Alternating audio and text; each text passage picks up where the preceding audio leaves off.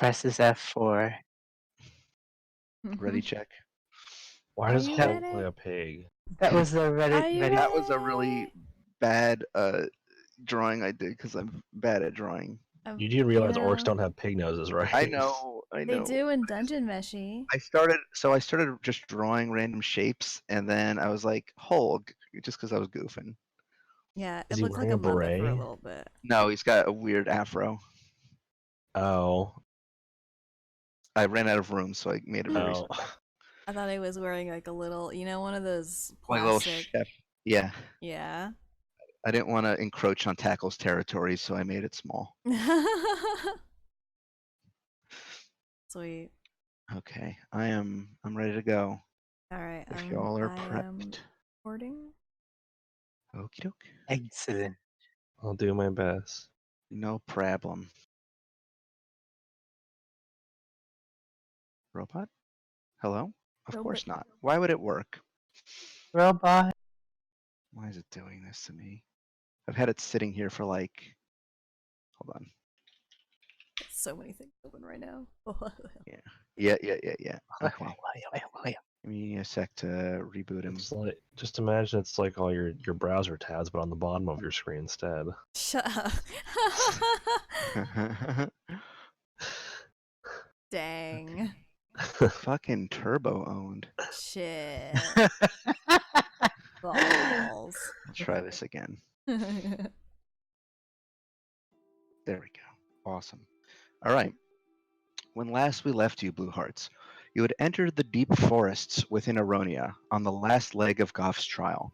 Here, you discovered the seemingly lost soul of Xavia of Clan Cragbreaker, Goff's mother. Xavia appeared to be blind and suffering from memory loss. Concerned with her well-being, you sought out a nearby village for aid, and there you met the Eldathian champions of the Deep Forest.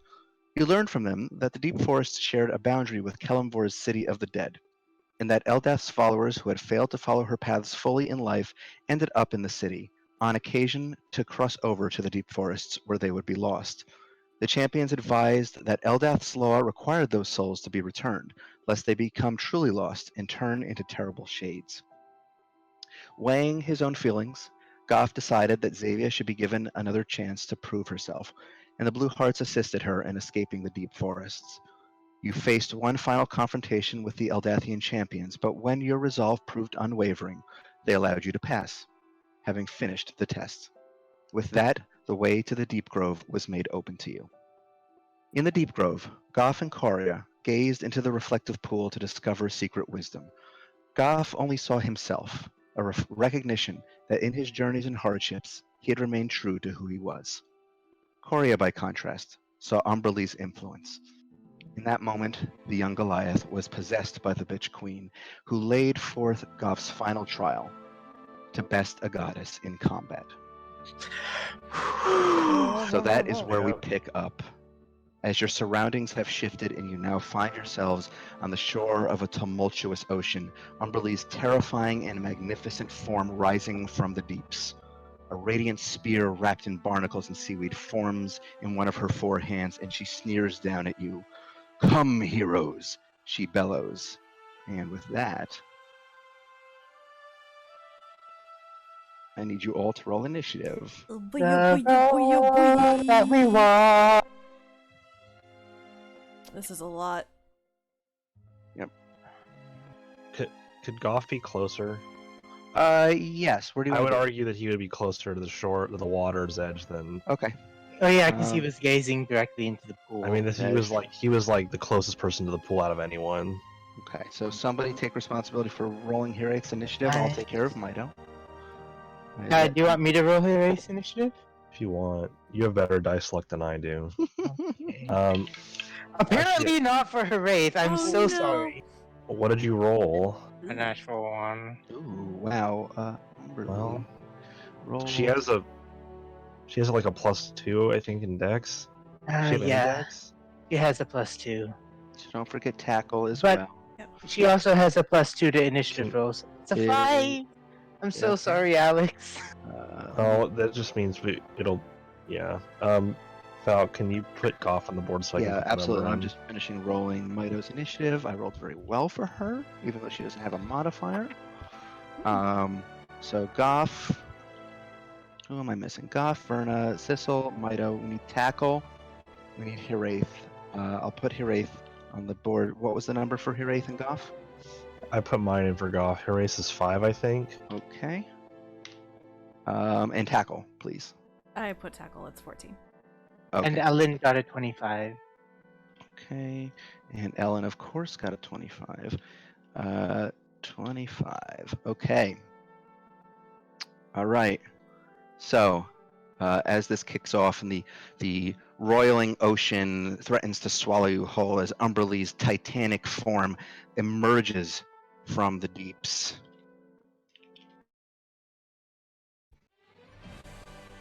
Oh, yeah. Ellen, Oh, yeah. what do you wish to do?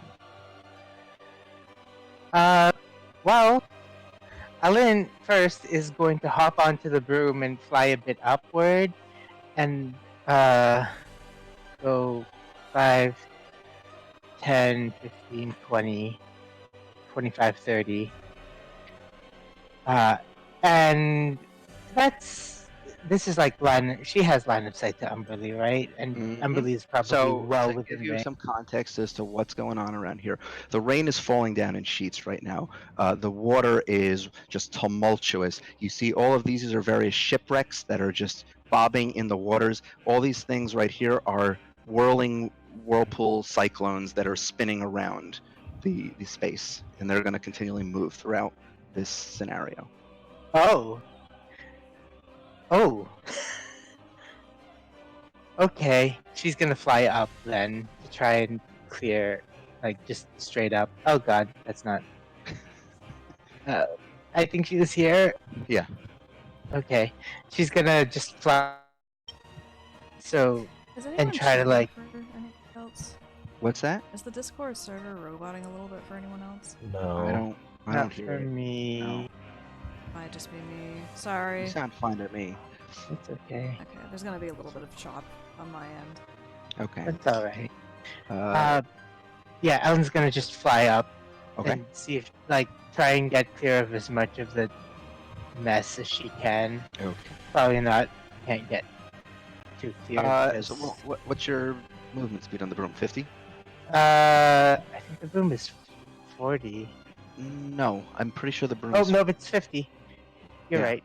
So with 50 feet of movement, if you went straight up, you could get a clear. I mean, she's huge, so you're not gonna be unable to hit her like from any vantage. Oh. Okay. She's massive. She's just like this gargantuan, colossal figure that is rising up out of the ocean. Well, Okay. howdy. Is she bigger or smaller than the void matter creature? we I'd say fought? smaller. Not Okay. that big. That thing was as big as a building, like a tower, but this is like she's still massive by comparison to you. Like she I mean, could easily yeah. heft any of these boats up in one hand or two hands. And Oh great. Yeah, Ellen is going to, I guess, do her insight. okay. 'Cause I straight up don't know how well this is gonna work I because this rolled is a a- literal goddess. I know I rolled a natural 2 though. Let me just see what the modifier is. Yeah. So that's probably not going to succeed for her. What's the total? I've rolled an 8, so that's like, God, hang on, my alt tab is not. 8. That would be a 10 plus insight is 25 total. 25. Yep, that succeeds. Okay, and then she's gonna shoot her shot. Okay.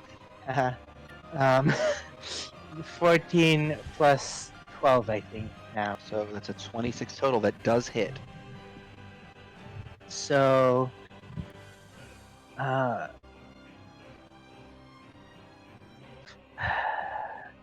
sorry, that's a D6. Brain. That's a 3 plus 7. 3 plus 7 10. is 10. And then 8d6 because we're level 50. Yep. That's a lot of Aw. ones. Oof. Okay, so you rise up above the violent ocean currents and get a quick bead on this massive form. Let loose an arrow, which sinks right into just right under one of her arms, sort of like a soft spot between the various fish scales that are covering her midsection. She kind of glares in your direction with these eerie blue eyes. Anything else you wish to do at your turn? Nope, that's all I can do. Okay. You still have your. Just as a reminder, you do have your special Oh ability. yeah, I have my cloak. I would like to learn. I would like to learn a.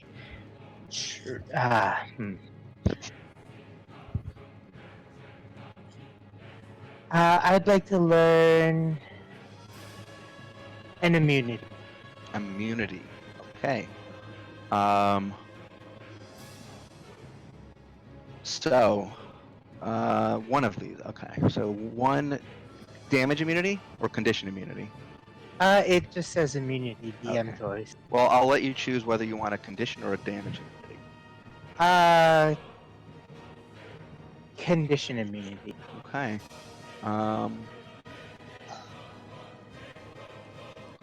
So she is immune to being stunned. Oh, we don't have a Okay. monk, so that's not really a big deal. Okay. Okay. That's your- Yeah. I end of was your just turn? gonna call out. Don't try to stun her. Okay. So that's the end of your turn. Before we Yes, get to sir. Goff, at the end of your turn, she's going to spend one of her legendary actions. You see the trident in her hand glow radiantly as she throws it at you. Oh, lovely. This massive, massive trident that she just chucks in your direction. That is going to be a. Give me a second. 50 billion to hit. 34 to hit. Yes. Oof. Is this against Ellen? Yes. Oh. That definitely hits. Yes. Okay. So you suffer as you try to like dodge out of the way of this massive trident. So it doesn't obviously hit you straight on because it would absolutely obliterate you if it hit you straight on. But it does. You do manage to get like just kind of dinged by it as it flies by, crackling with radiant energy. You take 32 points of radiant damage. On count 20, the lair actions are going to take effect. Oh, So, sorry. Can I use my reaction to have yes, that you can use damage? your So reaction to that's have that.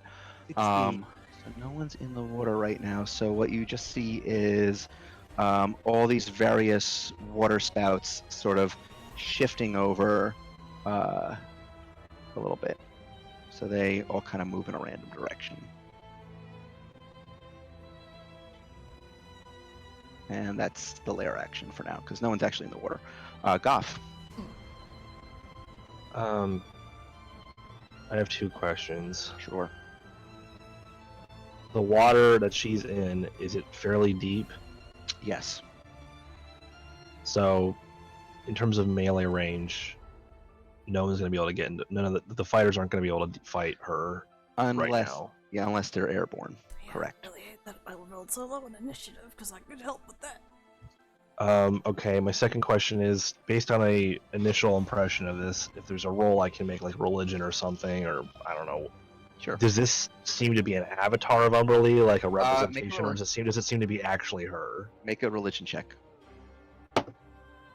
You got it. Wow, that's a 20. That's a Whoa. 20 plus. I Natural think 20? it's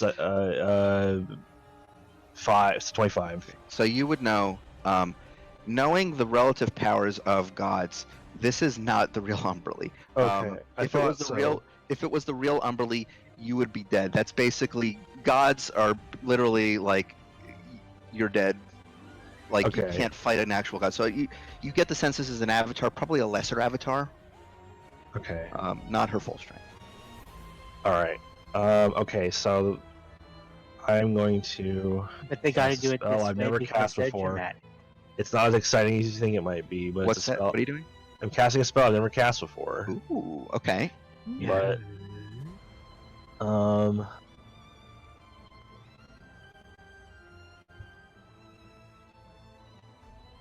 let me just double check something. I want to make sure that I got the information on this spell correct. Yeah, wow, okay, not concentration. That's great. Okay. I'm going to start this off by casting Water Walk. Ooh, okay. That is a not concentration spell, so this is just going to happen. It cannot, I mean, unless, I guess it could be dispelled maybe, but I don't have to worry about this after I cast it. I don't have to keep concentration. It's just going to be a thing for an hour. 3rd level spell, 1 action. Okay. And it gives up to 10 people and 10 willing creatures the ability to just use water as a surface they can walk on. All right. So I guess I'll cast it on. Well, 10 people, you could give it to everybody. Yeah, I guess I'll give it Within to 30 everyone. feet. So it's within 30 feet. So you would need to. You can hit Yeah, everyone. Yeah. So Yeah. everyone has. So I'll give it. I mean, I'm trying to think. Yeah, I guess there's no real reason not to give it to everyone. So I will. Yeah, I'll cast Water Walk. It's 3rd level. That's 5 points.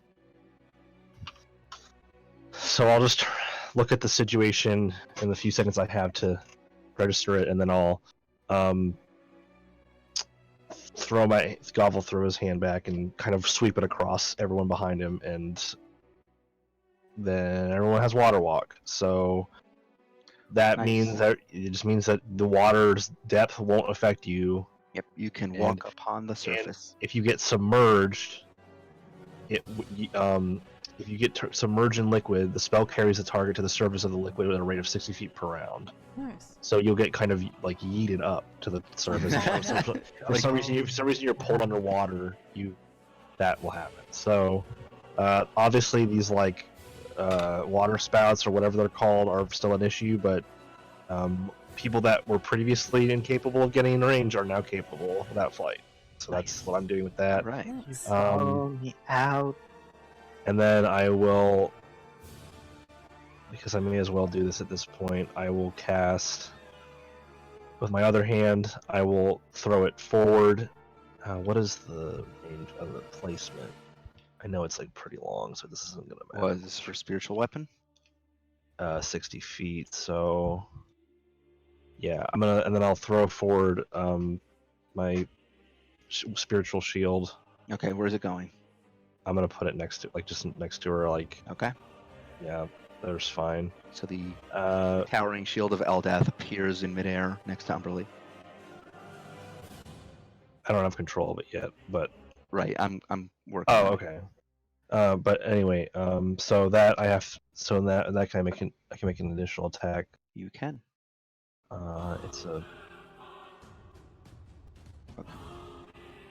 It's a oh god, I always forget. It's my wisdom modifier. It's a D20 plus your wisdom mod plus your proficiency bonus. So that's 5 plus 5. We have 5 proficiency now. Yes. 10. Okay. So it's a D20 plus 10. Are you fucking kidding me? What? It's another 20. Another nat 20? Okay. Yeah. Nice. It does hit. I don't have your dice luck, he says. Now you've rolled more 20s than any of us combined. I know. You're the campaign 1 Taliesin of. Yeah, you're serious. You are. You're the one with the golden snitch. So that's I mean, it's not going to be a ton of damage, but oh, I already forgot. Wait, fuck. Wait, what? I'm stupid. Okay, the damage is a D8 plus spell mod, so it's 2D8 plus mod. 6, 3, 9, plus 5, 14. 14 points of damage. Force damage. As your radiant spiritual weapon slams into Umberly's side, she does not seem to register any sort of response to it, and then out of the corner of her eye, you see she glances down at the weapon and just sneers at it. By that narrative, was that just to show just to represent like how insignificant it is, or is that you kind of telling me that it looks like the damage was not as effective as I thought? Make an Arcana check. You know how good I am at that. 7. 7. Yeah, you're not sure. All right. Well, Okay. as long as she's not immune to it, I guess. I mean, hopefully it's. You're not sure. It didn't look like she really responded to it at all. Okay. That brings us to Umberlee's turn. She raises her forearms. First of all, the trident. I'm also gonna move actually. Okay. So I'm gonna. I'm sorry, I didn't mean to delay this further. I just realized I hadn't done movement. I probably Okay. should. Is this like a rock? That's like, a is there, rock like... that you can hide I'm behind. gonna like kind of move over here and kind of not. Obviously, I can't. I'm probably not taking full cover. But I'm just moving Okay. over to this spot. Okay. That's it. Now go ahead. So she raises her four hands, and the trident that she threw at Ellen actually apparates back into one of those hands. She is going to use her four arms. Since no one is within melee range, she is going to use one of those arms for a storm's power. She holds one of her arms aloft, and the tumultuous clouds above part ways with a crackling of thunder as a lightning bolt strikes down. Sissel, I need you to give me a dexterity saving throw. Yes. Let me go. That is a failure. You, as the lightning courses through your being, you take 23 points of lightning damage. Ugh, not even in the air yet. She holds up her other arm and is going to call down another lightning bolt, this time on Verna. So Verna, I need you to make a dexterity saving throw.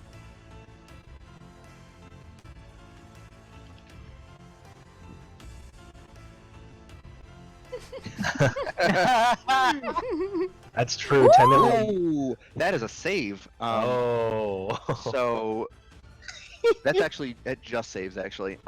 Just Wow. saves a 23? Verna can only save with a natural 20. That's cool. No, I mean a 19 or 20. Oh, okay. Jesus. So you only take half. I actually rolled really low on that one, so you only take 6 points of lightning damage from that.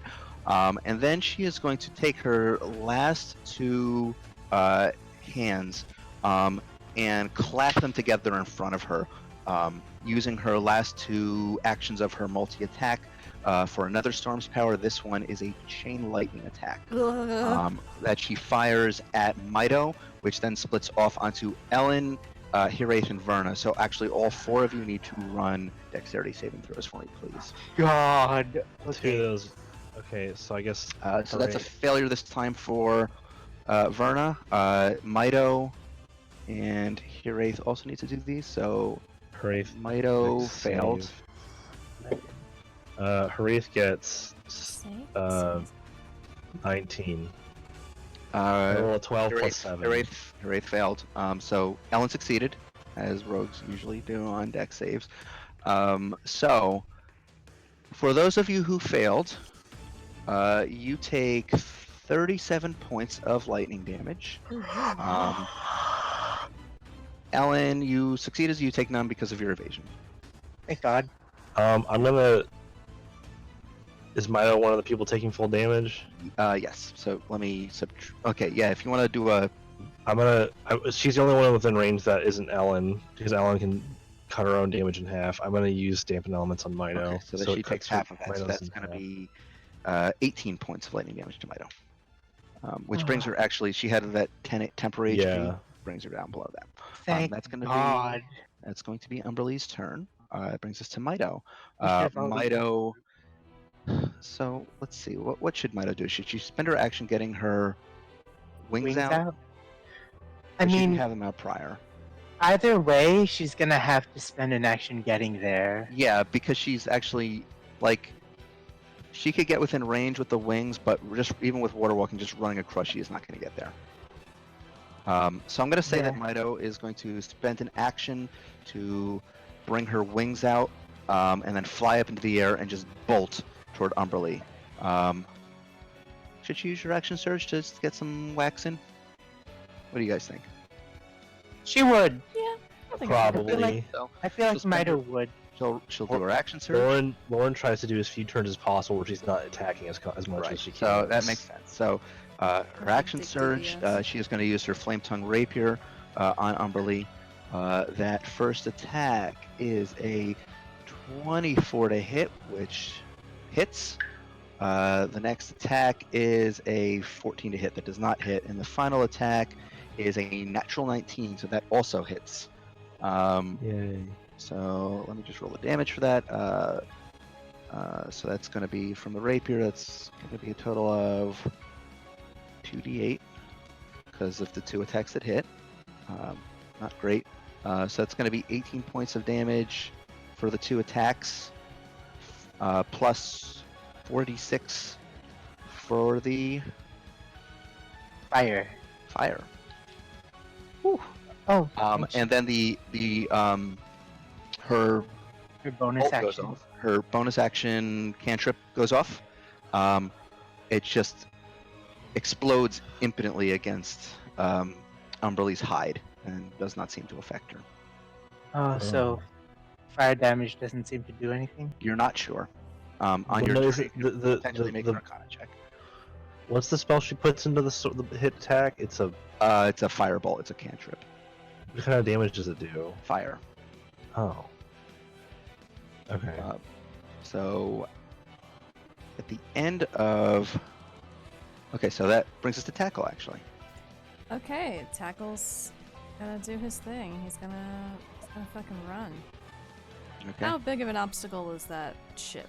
It's a big boat. It's Okay. probably like 15 feet tall. Alright, he's gonna Sticking run up out of the around. water. It's kind of marooned. Alright, yeah. Tackle's a big boy. He could probably like leap You'll up probably over it. jump up that. Oh, Like yeah. Tackle is like 15 feet tall. Oh, okay. So If you when give me He's like a an cat. I'd say athletics or acrobatics, whatever Okay, you want to do for him, you can kind of leap right over it. Dex is +4, so actually athletics is higher, I think. Hold on, let me take another look at Tackle's stats. Stackle. Stackle. Stackle. Oh, doesn't sound like a pickle. Tackle stats. Strength of 20. So Okay. his modifier is like 5, I think. He uses your proficiency, I think, right? Yeah. You have proficiency So in strength. athletics though? You tell me. I think you had the option to give it to him, right? Proficiency in all saving throws. But this is a check. Oh, right. Let me look at him real quick. Yeah, I don't think he actually has. Yeah, he does not have like proficiency bonuses in various skills. Okay. So I think we talked about it. I think there's actually ability to like give him some, but we can talk about that another time. yeah, we can discuss that. Alright, it's just gonna be +5. +5, alright.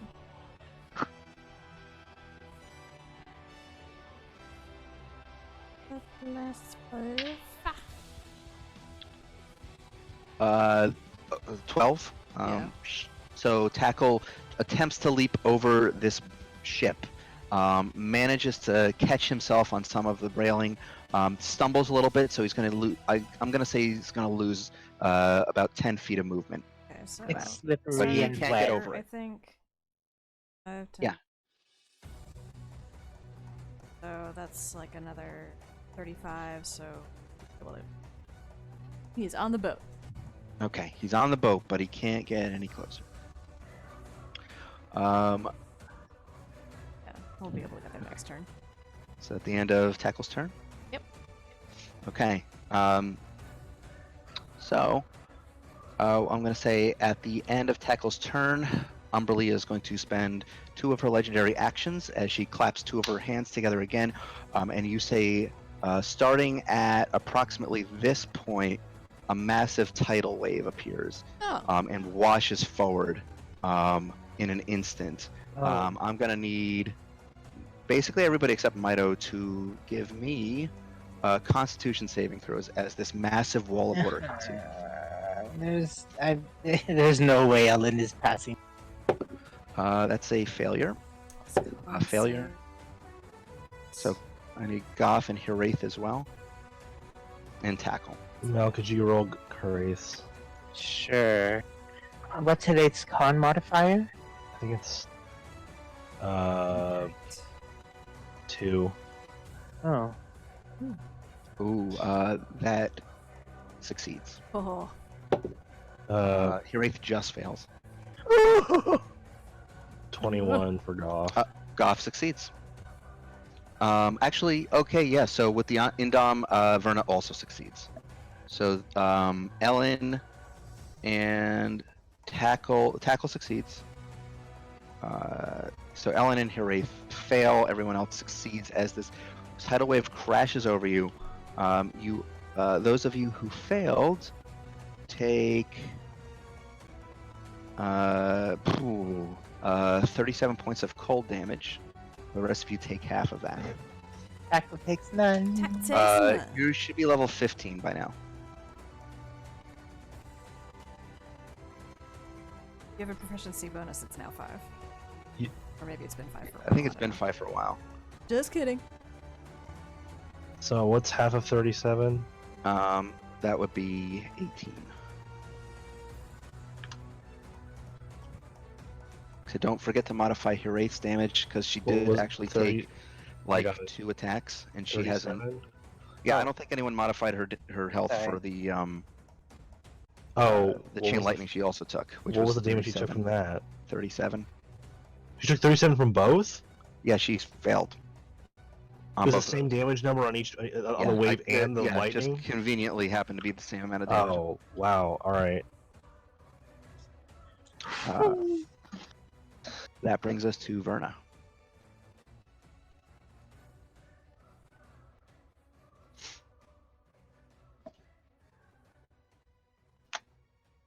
What does Verna wish to do? As you have just been pummeled by this massive tidal wave.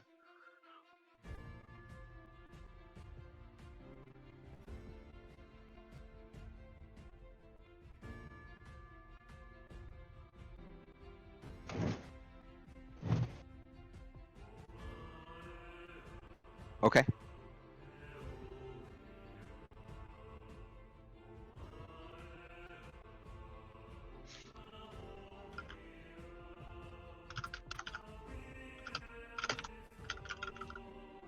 All right, so regain 14 HP as you run up onto the water and you catch your breath a little bit.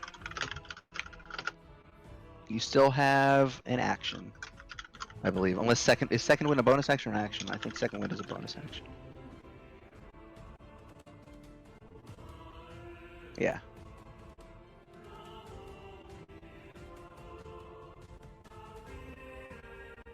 Okay. So seeing the tremendous amount of damage that this deity's avatar is capable of dishing out, you place your hand on your symbol of Agma, channel some the healing hands through yourself, and restore your HP.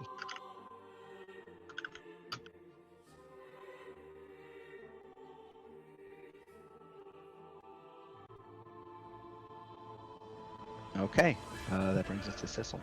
Alright, Sissel's gonna launch herself 30 feet up and another 30 feet to the side. Okay. And let's see, where are we? Probably doesn't matter, but it's okay. Oh yeah. Sissel's going to do what she does best. Okay. And we'll have a good old acid ball. Okay. Well, you know. Oh, you I know it's it. acid. So as the acid ball comes into contact with Umberlee's avatar form and washes over her, she seems totally unfazed.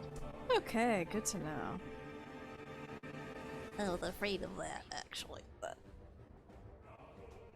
I mean, how are we supposed to know she's apparently immune to acid damage? I mean, We don't know that. You're not. I'd say make an Arcana check right now, Sissel, as Oh, you yeah. observed this. yeah. Maybe she has evasion. It's a big Oh, roll. So this is what I'm gonna say to you.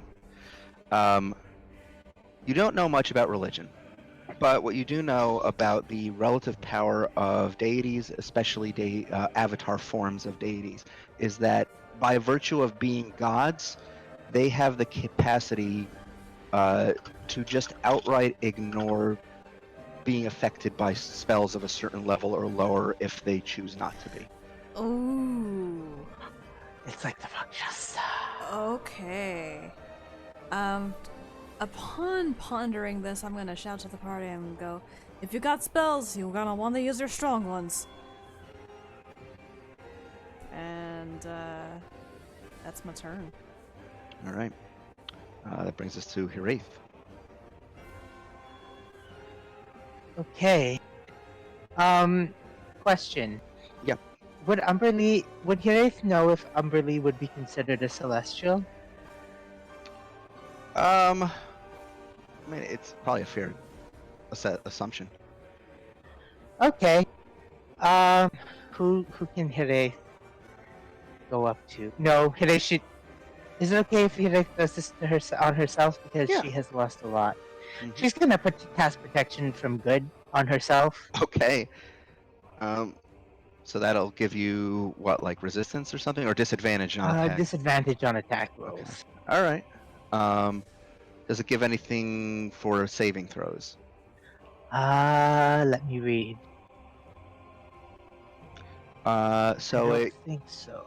grants several benefits. Oh, You can't be charmed or frightened or possessed. The target has advantage. I'm reading. I'm looking at Ellen's sheet. Creatures of those types have disadvantage on attack rolls. And if the target is already charmed or frightened or possessed by the creature, the target has advantage on any new saving throw against the relevant effect. That's also a concentration spell for 10 minutes. Okay. Let's mark that on her. Okay. She should probably also play a song. Yeah, don't She forget should- the songs. Yes. So let's minor do- songs. Don't keep in mind she now has a extra range on that, so 45 feet, and they're +2 now instead of just +1. I'll take it. So the minor songs.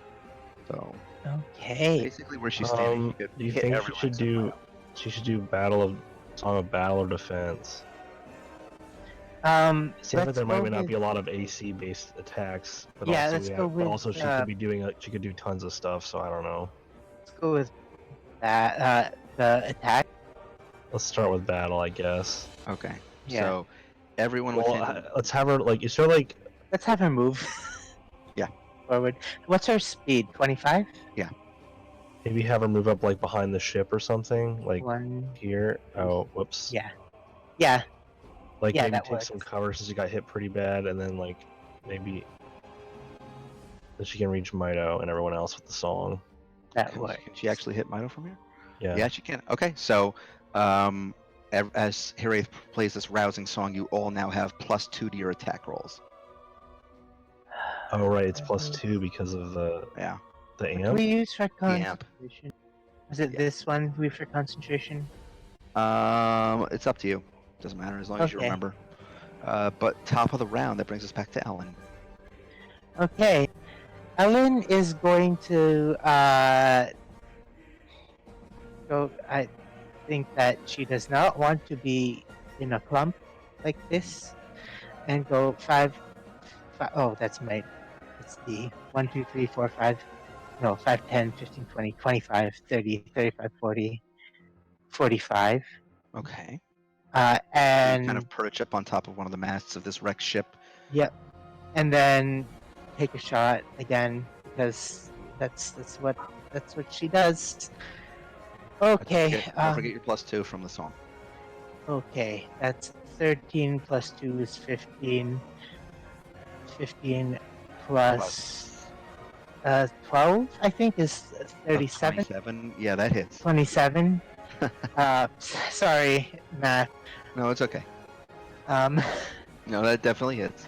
yeah, that's another 3 plus 3 plus 7 is 10. Okay. And then Move to please roll. Ooh, that's a good one. As another one of your arrows strikes true at one of Umberly's weak points, she just hisses, and the sound of the hissing just echoes across the landscape. The waves appear to respond to this in turn and start growing choppier. That your turn? Okay. I have a potion of greater healing Okay. that I am going to gulp down right now.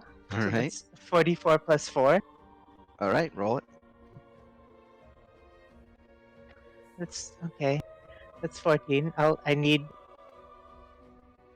Oh no! That's the wrong way to do it. That's not. What did I have before? I think 72. Yeah, it's 72. Yeah. And then So plus 72 plus 14 86. is 86. All right. That's not what I wanted. Seeing that you so far have been kind of the biggest threat on the board right now as far as dealing damage to her, she is going to, at the end of your turn, spend a legendary action to use one of her ocean's powers as she holds a hand out toward you, and a spout of water spins out from her hand. I need you to make a Constitution saving throw, please. Oh. Oh, that's a natural 20. You save. So you take half damage on that. As the water spout hits you, you take half of this, so 7 points of cold damage. Oh. Oh. 7 is already half, right? Yeah, that's already Okay. half. Okay. At count 20, lair actions are going to kick in. Oh boy. So at this point, one of the spouts moves in this direction. Verna and Hiraeth both need to make strength saves, please. While the rest of these continue. This one has to move toward Mido. Do you want me to roll for Hiraeth? That is a failure. I'm gonna roll for Mido. It was strength for hit for. Yeah. I have So 15 Mido- for Hiraeth plus. Mido rolled a 24, which is a save. So yeah, roll for Hiraeth, please. 17 for Hiraeth. That is a failure. So for the failures, which are just going to be Verna and Hiraeth, you take, as the water cyclone spins over you, you take not a lot, 9 points of bludgeoning damage. Mido takes, it's a separate source. It's going to take half of the one that hit her, which is just 6 points. Also, during this lair actions turn, the choppy waters along the shore, you see the water level beginning to rise. It's now, I can't really draw this, hold on. I'm going to see if I can give a good approximation of this, but essentially the water level on the shore moves in about 10 feet. So basically, this is now like a zone of exclusion. There's water here now. Water. Wait, what happened to Hiraeth? She took. I already modified her damage. Yeah, Okay. she took bludgeoning damage from the cyclone moving over her. And that's the lair actions. That brings us to Goff.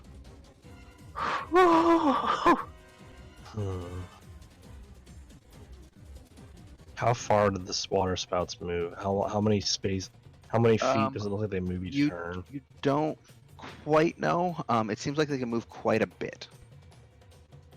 They only move at the lair actions turn. You've only seen them move 15 to 20 feet in a given direction. And the direction appears entirely randomized, at least from your perspective. She might be focusing on certain people if they become a threat, but.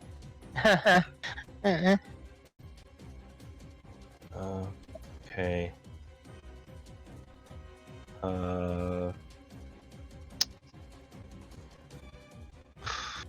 I guess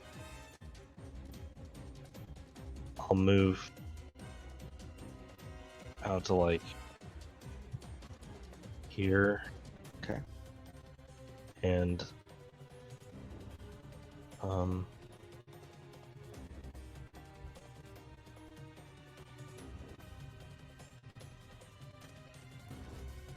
so 30-foot radius. You have your sanctuary up, right? Yes. Okay.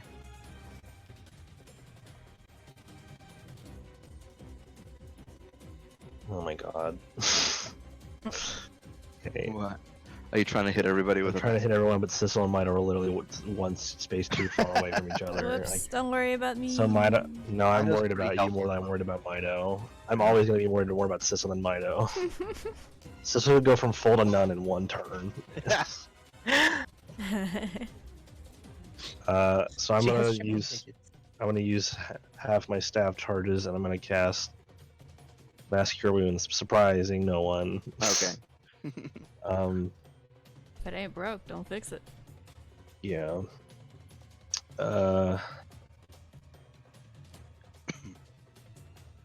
Wait. Yep, that should hit everyone. I want to make sure I can hit myself. Yeah. Okay. So.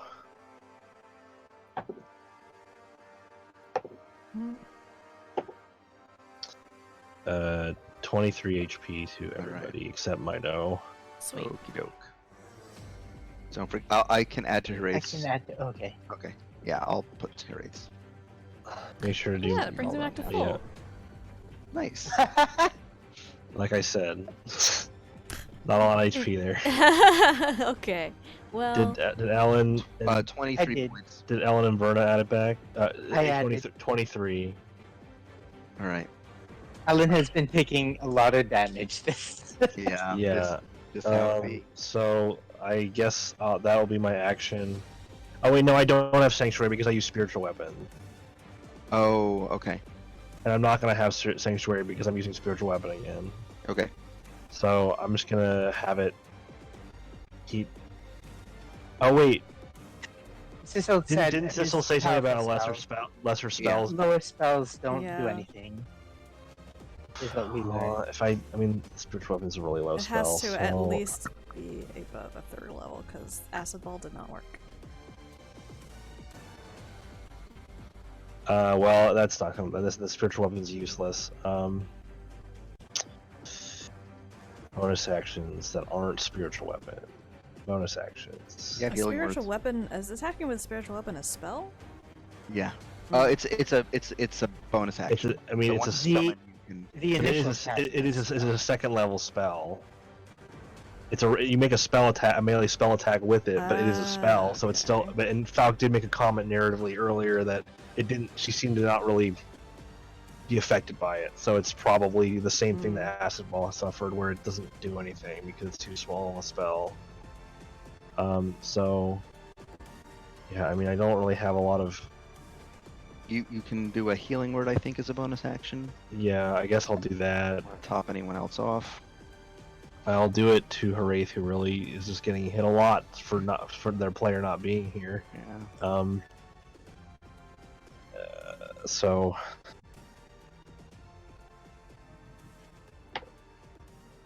8 HP to Haraith. HP. All right, I'll add that in. Okay. All right. Does that conclude your turn? I guess. Oh.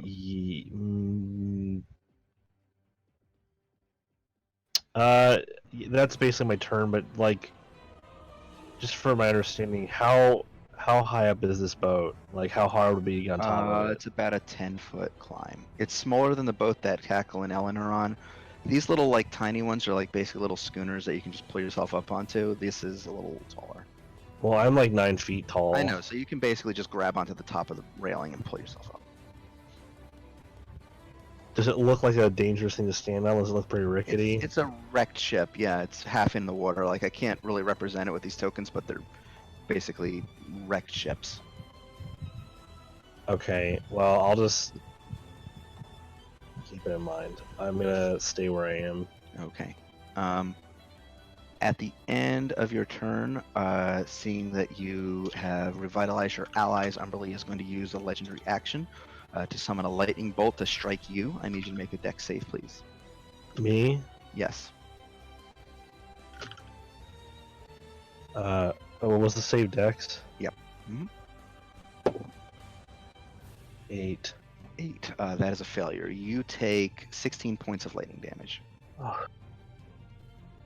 And that rolls right up into Umberly's turn. Okay. So as she raises her forearms once again, she is going to clap 2 of them together and summon this time a bolt of lightning in a straight line. It's going to basically come out from her hands and just go straight through Tackle, Ellen, and Sissel. Oh, I need the three of you to make dex saves, please. okay. Okay.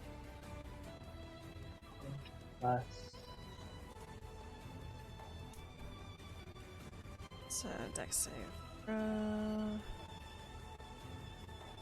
Question save. Okay, so Ellen saved. That's tackle. That's a failure for tackle and a success for Sissel. Nice! So failure takes 24 points of lightning damage. Success for Sissel takes half of that, so 12. And Takes tackle 12. Ellen takes takes none. Yeah, Ellen takes none. I think tackle also takes half Because Yeah, he 'cause has, because of his evasion. avoidance. Okay. And then Avoidance. she's going to use her remaining 2 actions with her other 2 hands to slam both fists down into the water and just kind of scoop the water up as she uses one of her ocean's powers to summon a whirlpool right underneath the boat where Tackle and Ellen are Oh on. dear. This is roughly a 20-foot radius whirlpool, so this is going to hit everyone who's not flying. So that's going to be Hiraeth, Verna, Tackle, because Tackle's like basically what's going to happen is this whirlpool is going to open up underneath the boat and just suck the boat in. This boat is no longer here. So Tackle's going to be damaged by this. Hiraeth and Verna. I think Ellen is. flying, yeah. He's on the Uh, broom. Yeah, you're on the broom. Sissel, I think you're flying too, so you Yeah. won't be affected. But Hiraeth, Verna, and Tackle need to roll strength saving throws as they are pulled down into the whirlpool. And this boat is gonzo. Oh! So that's a failure for Verna. I rolled a natural 19 for Hiraeth. What's her strength save? 2. So Wow, that's that's 21. such a bad roll. Failure for Tackle. Hiraeth just succeeded. Oh, So as this whirlpool opens up and sucks all of you in, those of you who failed take 32 points of cold damage.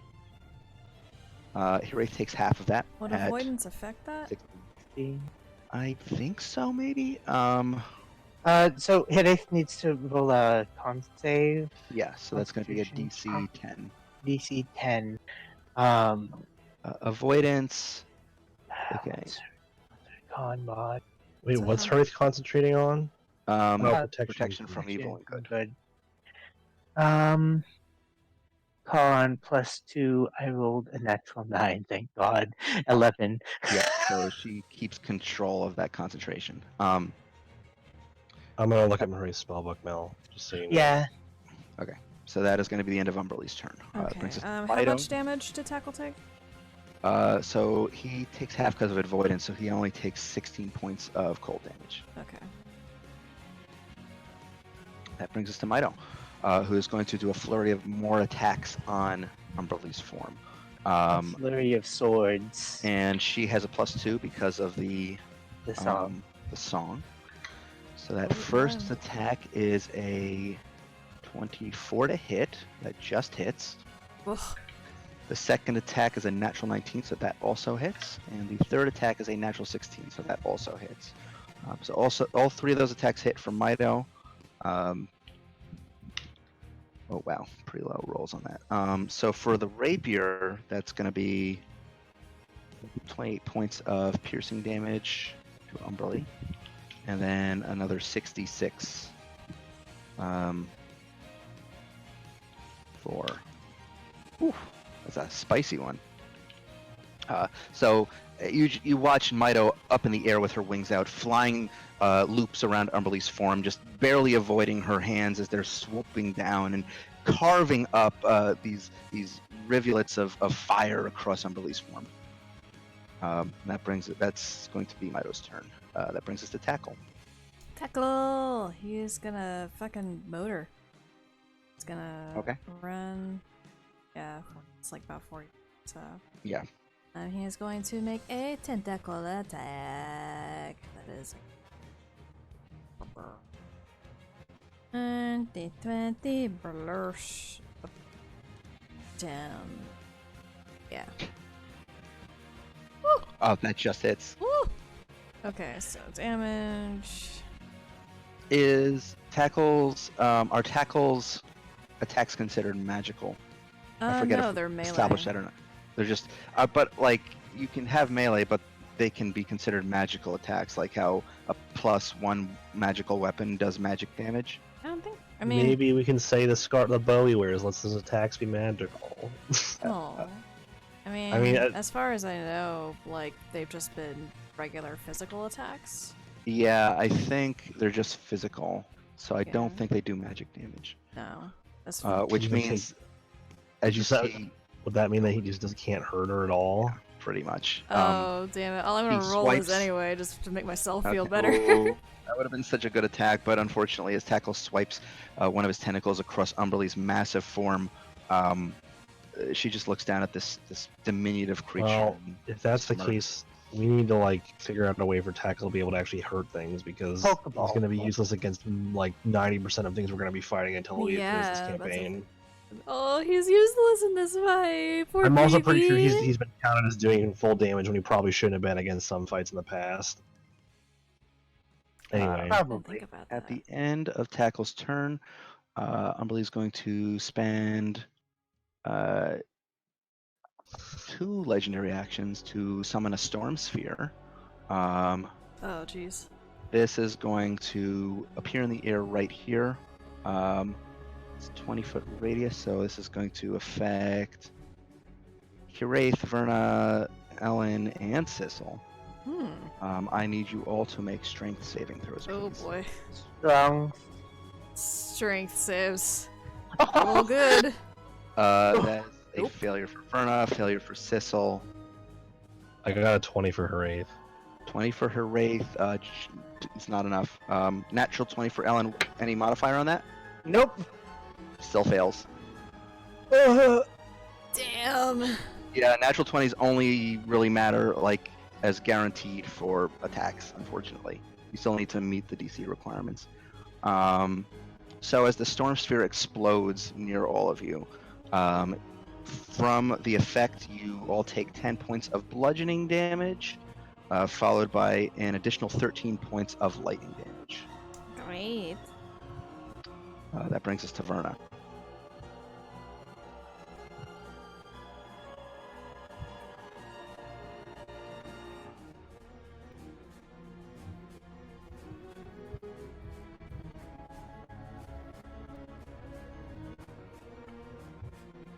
She's a big creature, so even if you can't get like directly up to her, I'd say that like if you can get within 15 feet of her, that's still within like the operating range of being able to hit her.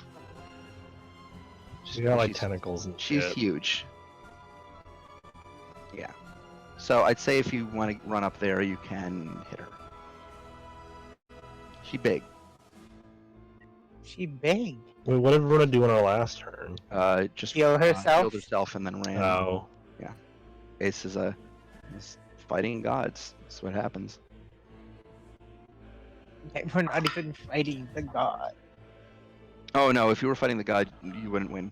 Like, yes, because basically the way I'm operating on this is that her opportunity of effect radius is basically like a 15-foot radius. So I'm going to operate the same rules with being able to you hit could her. probably catch one of her like appendages like moving These into massive range. tentacles that are like wrapping around some of the rocks that are jutting up out of the water. So you can stab into them.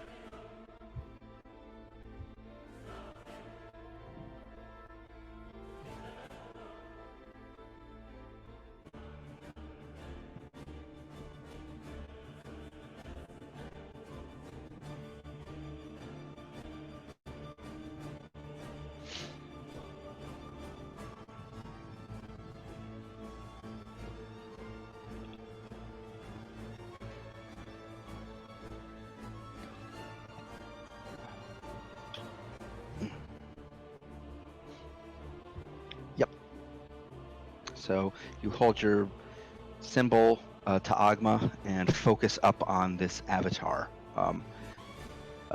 uttering a few words in Celestial under your breath as you cite the vow of enmity.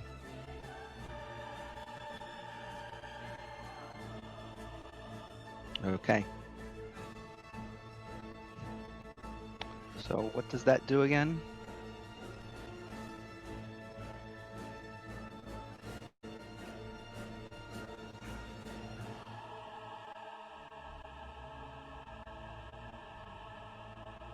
Oh, okay. So she needs to make a save, doesn't she? Well, if you hit. So you have to try to hit first.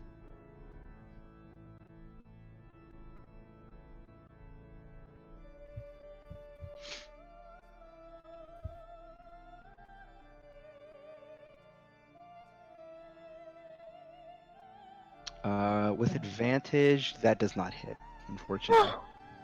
Damn. Well, there's other. She has other attacks. Yeah, she has 2 other attacks. That also just misses. What? 23 just misses? 24 to hit. Wait, Oh didn't no, you have +2, so that actually does hit that one. didn't have- Oh, someone yeah. roll a 23 earlier and get the hit? Yeah, No. because you have the +2 from the Yeah. song. Oh, So jeez. that actually 25 to hit. So Hiraeth's running her Hooray song. right now. Since you were within range when she sung it, you get +2 to all your attacks. So that actually does hit that one. So that's 12 points of piercing damage to her.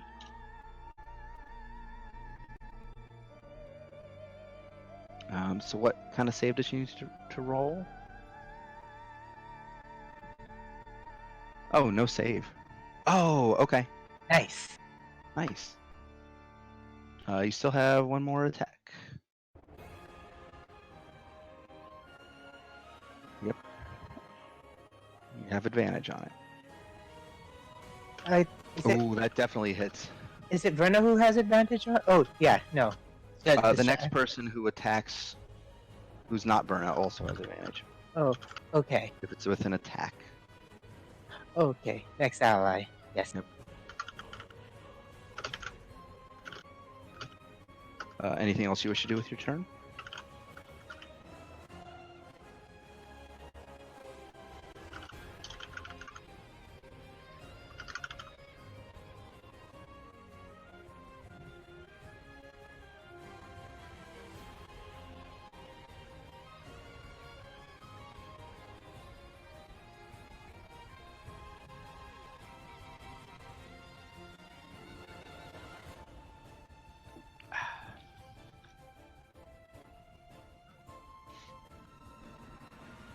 Ooh, okay. So you get 3 more attacks. You still have your bonus action, I believe, or did the Vow of Enmity use that? I forget.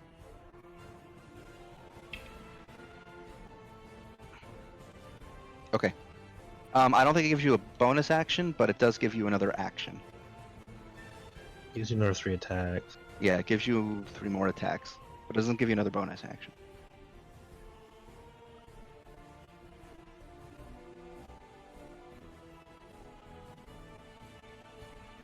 Oh, okay.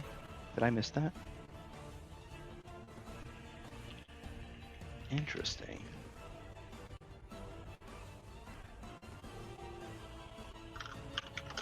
Oh, okay. I guess it's different on mine. Okay. Okay. You just do it, right? It's not it's not like a save. You just get Hunter's Mark on her. Oh, wait, is this a first level spell? It is first level. So as you try to reach out and cast Hunter's Mark upon her, there doesn't seem to be any effect.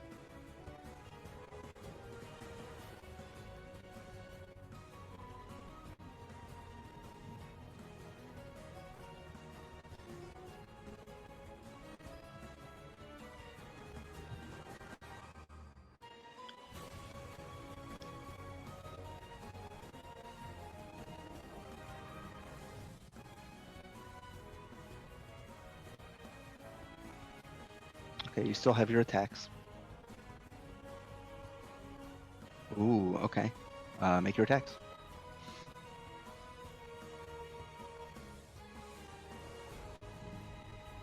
So I think Divine Smite goes off on the one that hits first. So like, even if you miss the first attack, you can get it on the next one if you hit. That does hit. I forgot you have the Sunblade. Shit, yeah. Another 10 radiant. Okay.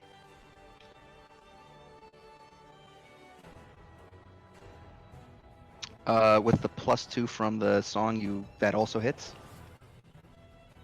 Whoa! That's a big boy damage. Why is Roll there an me. additional 0 I damage? think it's not set up properly. Just roll another d8. Yep, for that, and that should be everything, right?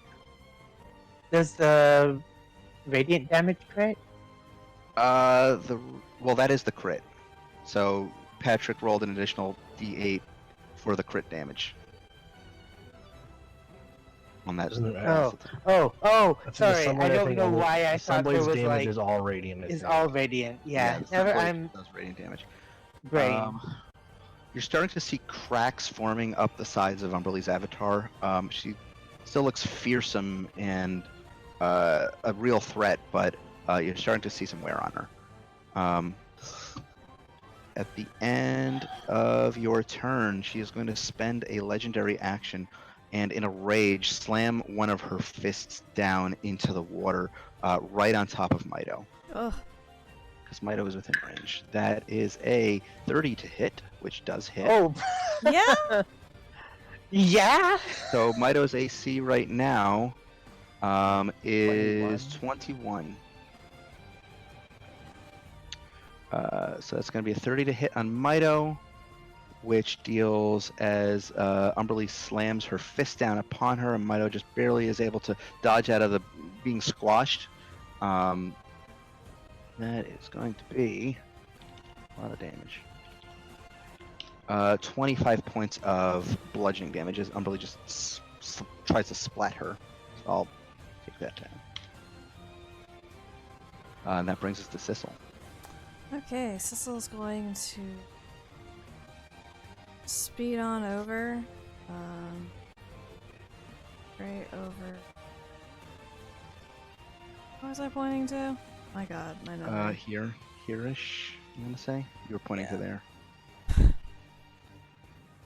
And she is going to angle in a way that does not hit her allies and cast Spicy One of Cold. Ooh, okay. At what level? 5th level? It's a 5th level, yeah. Okay. It's from the staff. Again, Umberly just takes the brunt of it and doesn't seem phased. 5th level doesn't work? What? Okay. Is this just like is this just a fight where we just don't cast spells that hurt? Is that what's happening? Spells of higher level can affect her. Okay, so. But she has limited magical immunity. I can cast 3 spells at her. Yep. Holy shit. Okay. I mean, I don't have. I'm going to use my bonus action to chug a potion, I guess. Okay. That's mark that. Roll the shit. That brings us to Harith. What's Harith going to do? I propose Wraith uses her favorite spell. Oh wait, no, I don't, because based on that revelation, she'll just waste it. So. Unless you cast it at a higher level. Like, you can cast your lower level spells at higher levels. You would just have to use your higher level spell slots. Yeah, though you get 1 use of each. That's like 3 spells yeah, that's ever. 3 rounds. You think this fight's gonna go on that long? I don't know, dude. It's an avatar of a goddess. I mean, you're already You're the one who made it. You know, we don't know. I said you're already starting to see cracks in her form. Okay, well.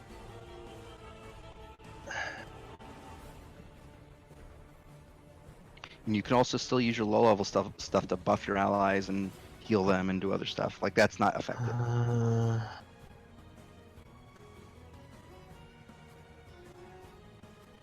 She also has her.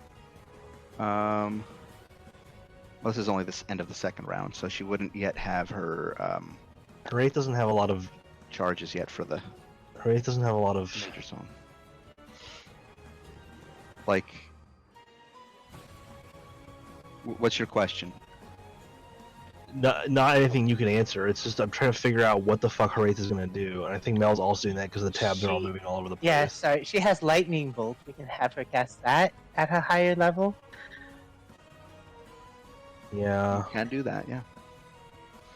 Or we can have her. Hang on. How far is Verna from her? I'm thinking of maybe Synaptic Static. I don't know.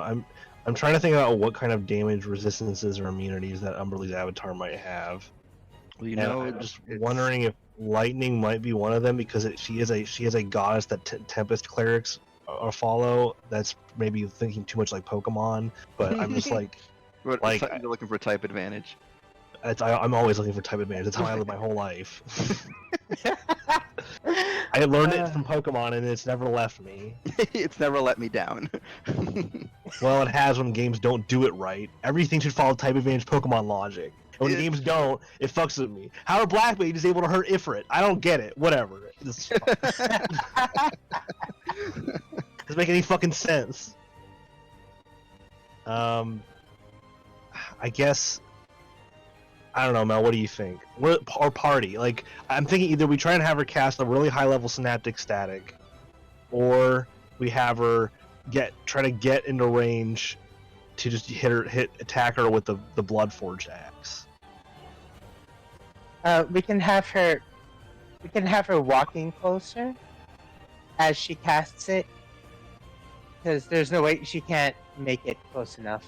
Yeah, Right. Okay. Well, and it's a big enough wait. creature that you can hit without hitting any of your allies, because she's also like super tall. She's massive. I guess Wraith will start trying to make her way to get closer, and then we'll have her cast. God, I don't know. Let's look at what spells Wraith has. What's a spell she won't use in this fight? She won't use Probably more. not She won't. Tracy. She won't use the mansion. She probably reverse gravity. I don't really know how it's going to help us in this situation. And we don't have level 9 yet. We don't have level 9 yet, Mel. I know. Sorry, I was trying to like scroll. Power word stun could come up and near the end, but Well, you know she's immune to being stunned.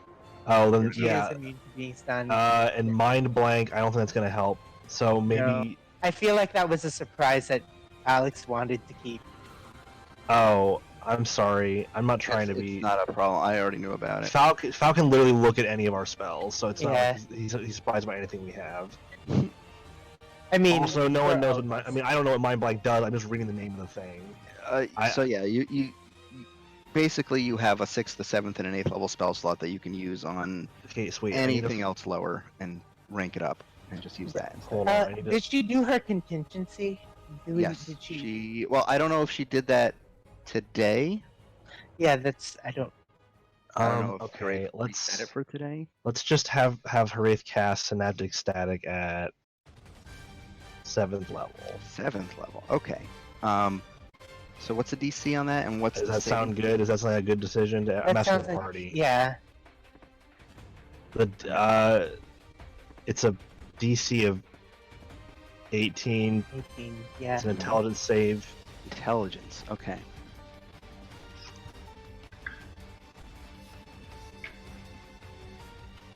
Okay, so that is a 17. So that's a failure.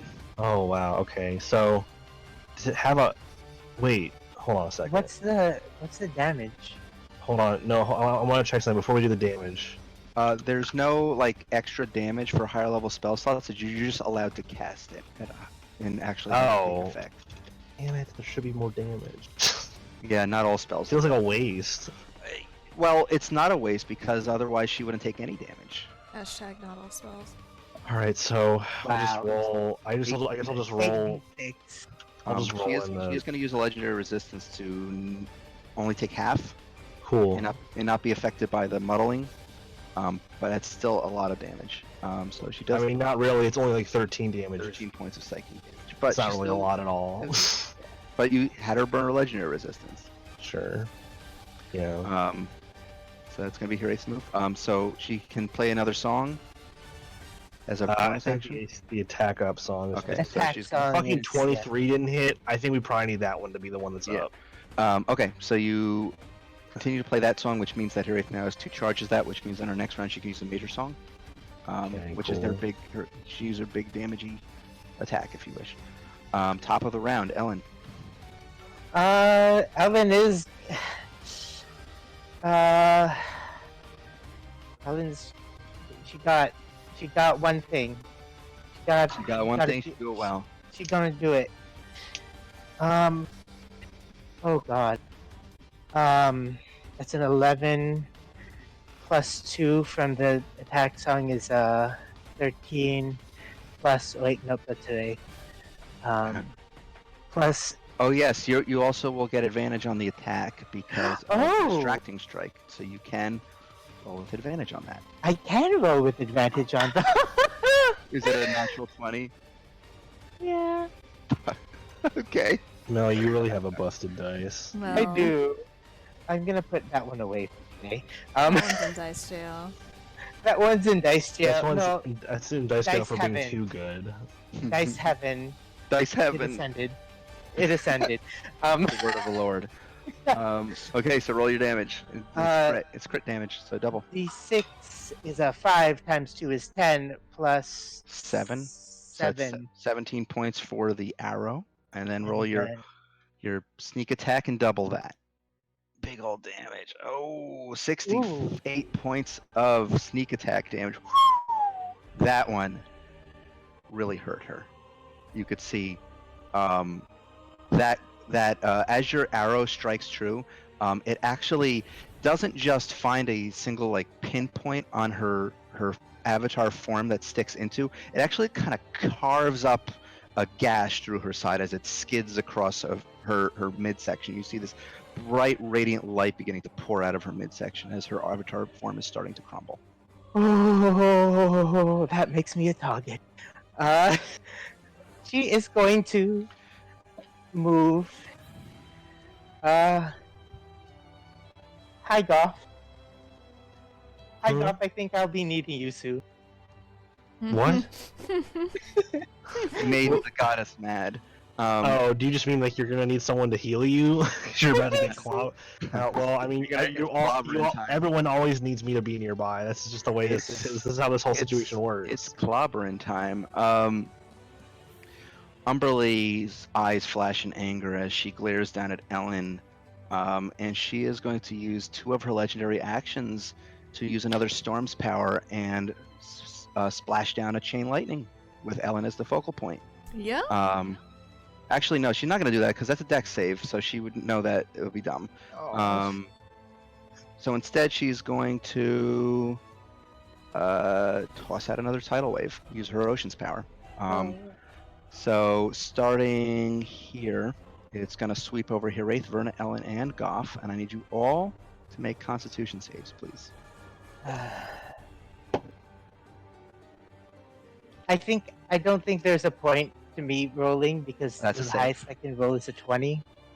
So Verna saved. Hiraeth needs to roll as well. Goff failed. Is there a Right, point to failed. Ellen rolling? Because You might, well, even with a natural 20, you're just going to have a 20? yes, Okay, yeah, you won't succeed.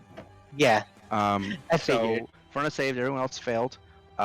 So those of you who failed take 34 points of cold damage. Verna takes half of that with 17. I'm gonna. God damn. Never mind. I guess I'll use dampen elements on Verna. Okay, so Verna, you. I want to use it on Hiraeth because Hiraeth just keeps getting hit a lot, but but so Patrick's instead actually of- here, so Patrick, Yeah. take half of that, whatever it was, 34 minus. No, so Verna succeeded, so Verna had only take. Oh, well, if Verna 17 succeeded, then. points. Oh, I thought she failed. Okay, then who did anyone take full damage besides me? Ellen. Ellen did. And Hiraeth also, right? But I can't Yes. reach Hiraeth. Did Hiraeth HP get subtracted? I didn't. Did I someone didn't. else? You did or did not? Mel? I did not. I can do it. Okay, well then, Okay. okay, so 34 points of damage to Hiraeth, cold damage. So, so the only person that I can reach with dampen elements that took full damage was myself. Or Ellen. Ellen took full damage. I thought she could evade it. This is a No, Constitution save. She this is a cannot. Constitution. Oh, then I'll use it on Ellen. So she Okay. takes half. So you took 17 points of cold damage instead of So give yourself 17 points back. Thank you. That brings us to the lair actions. No one's really on the shore at this point, but the tide is going to move another 10 feet in. Let me just make sure that I'm doing this right. Okay. So at this point, the tide is basically like here-ish. Also, all of you, who is standing on the water right now? Sounds like hovering above it. Me, Yeah, Verna. water walking. Hiraeth, Tackle. That's it. Mido is flying. Sissel is Mido's flying. So Hiraeth, Verna, Is Alan Goff, walking? Helen's hovering. Tackle. Okay. She has the broom. So, not Ellen, not Sissel, not Mido. So as part of the lair actions, Umberlee is going to invoke the Ocean's Wrath. As the water gets choppy and the small tidal waves start bludgeoning all of you, I need all of you to make con saves who are standing on the water. So, Tackle, Verna, Hiraeth, Goff. 14 again. That's a failure. Mel, can you please roll Hiraeth's save? Constitution. Okay, con save. My last con save roll for Hiraeth was bad. What's Rate's con mod? Ooh. That's a It's not failure. opening. It's a plus 2. 2. That's a total for Hiraeth, 21. How much? 21. That is a success. So Verna and Hiraeth both succeeded. Tackle and Goff failed. Failure takes 13 points of bludgeoning damage from the waves. And those who succeeded, which would be Verna and Hiraeth, take half of that, so 6 points of bludgeoning damage. And that is going to be the lair actions. Goff.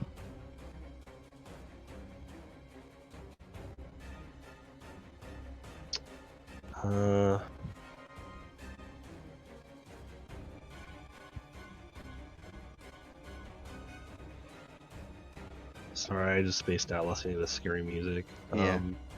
Good music. I like the Final Fantasy soundtrack. What? Hmm. You're seeing at this point these radiant cracks that are beginning to form up all throughout Umberlee's avatar, across her face, her chest, her arms. Her avatar form is beginning to crumble. Okay.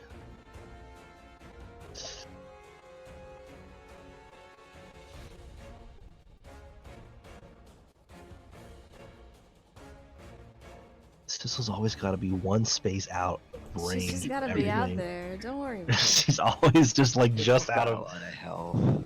Don't worry about it. No, She's it looks like she does. It intrepid. looks like she does, but it's not as much as it seems to be.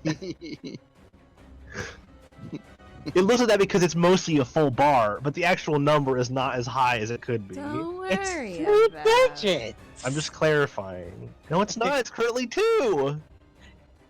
Oh, it's Her 3 current digits. HP max. value is 2 digits. I always come to this point in these fights where I'm like, I want to do something different, but I look at the board and I'm just like, I don't think I have the choice that I know I need to make is the same one I always make. So I'm gonna not for the staff, but with spell points, I'm gonna cast Mass Cure Wounds again. Okay. So who is that hitting? Everyone but Sissel, because she has to be different.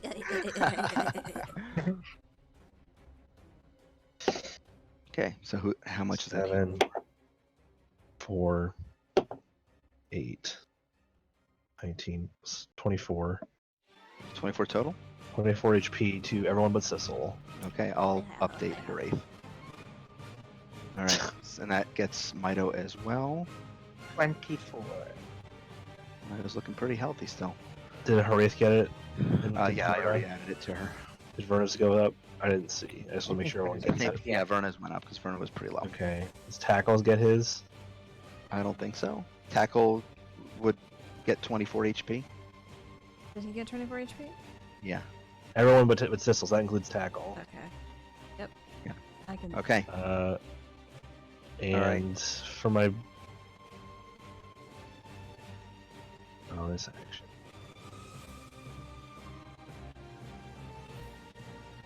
What's Divine Word do? I put it in here. I forget what. Oh, it's the thing. It's this HP value it's thing. the cool thing. Yeah. I'm not going to use that on a goddess's avatar. I wouldn't do anything. Yeah, that would probably not. I mean, it's a 7th level spell, but it's work not out going to. too well. I also don't have it prepared, so it's not like it matters. I just forgot what it does. No,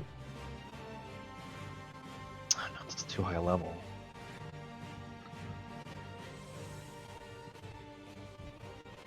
I guess. I'm just trying to think of there's something useful I can do with a bonus action. I guess I'll just Healing Word again because this is a lot of damage. So, Squints. I'll give a Healing Word to Verna. So you're going to get a little more HP. Yeah. 9 HP. 9 HP to Verna. It's just a D4 plus my modifier, right? Yep. It's the most I can give you from a level 1 Healing Word. All right. So that's it. That I guess. I guess I'll just keep standing where I'm standing. Okay. That at the end of your turn, Umberly is going to spend 2 of her legendary actions. She is gonna clap her hands together and summon another lightning bolt in this direction. So that's gonna hit Mito, Tackle, Verna, Ellen, and Goff. I need you all to make dex saves, please. Okay. You know how good I am. Wait, well, what's the DC? Is it above 20? Because like if it's above a 20, I can't. It is above a 20. Then I'm not even gonna bother rolling. Okay. Haraith maybe can make it. If Mel, you want to take care of that. Haraith's not in the line of it. Oh, Yeah. Mito, Tackle, Verna, Ellen, and Goff. I will roll Okay. for Ellen. Well, I automatically actually, fail. not Ellen. Sorry, Mito. Mito actually could not succeed either, even if she rolled a natural 20. So it's going to be a failure for Mito, Tackle, Verna, Goff. Ellen succeeded. So from that lightning bolt, you all, those of you who failed, take 28 points of lightning damage. Ellen, you take none. oh, what was the damage I took? 28 points of lightning damage. Ouch. Ellen took none. Verna took 28. Tackle took 28. Actually, half of that. So Tackle takes 14 because of his displacement. Or I will. Did Vern take full damage? Verna took full damage. It's a new round, right? Yep. Wait, did my dampen elements go off before the start of the next round, or was it during? Was it before I Your went? dampen elements went off last round, I think. Okay. No, it did. It actually did work this round. So yeah, you don't have it. You've used your reaction. What was it on? Dampening Ellen's. Ellen. It was on Ellen lair for- actions. I think it was. Oh. No, not the lair No, it actions. was a legendary action because Ellen made her mad. Yeah, Ellen made her mad, and so. Oh, right. Okay. So yeah, so you can't dampen Verna. That brings us up into Umberly's turn. She is looking very rough. She is looking furious. She wades through the water toward this boat. She's going to use 2 of her 4 hands to lift up this boat and slam it down into the water right here. Oh boy. Where is it landing? Right in the center here. Uh-oh. Of the arena. So I need actually everyone, as the boat shatters and just splinters into shrapnel against the waves. I need everybody to make dex saving throws, please. Wait. Is this Hold on. included?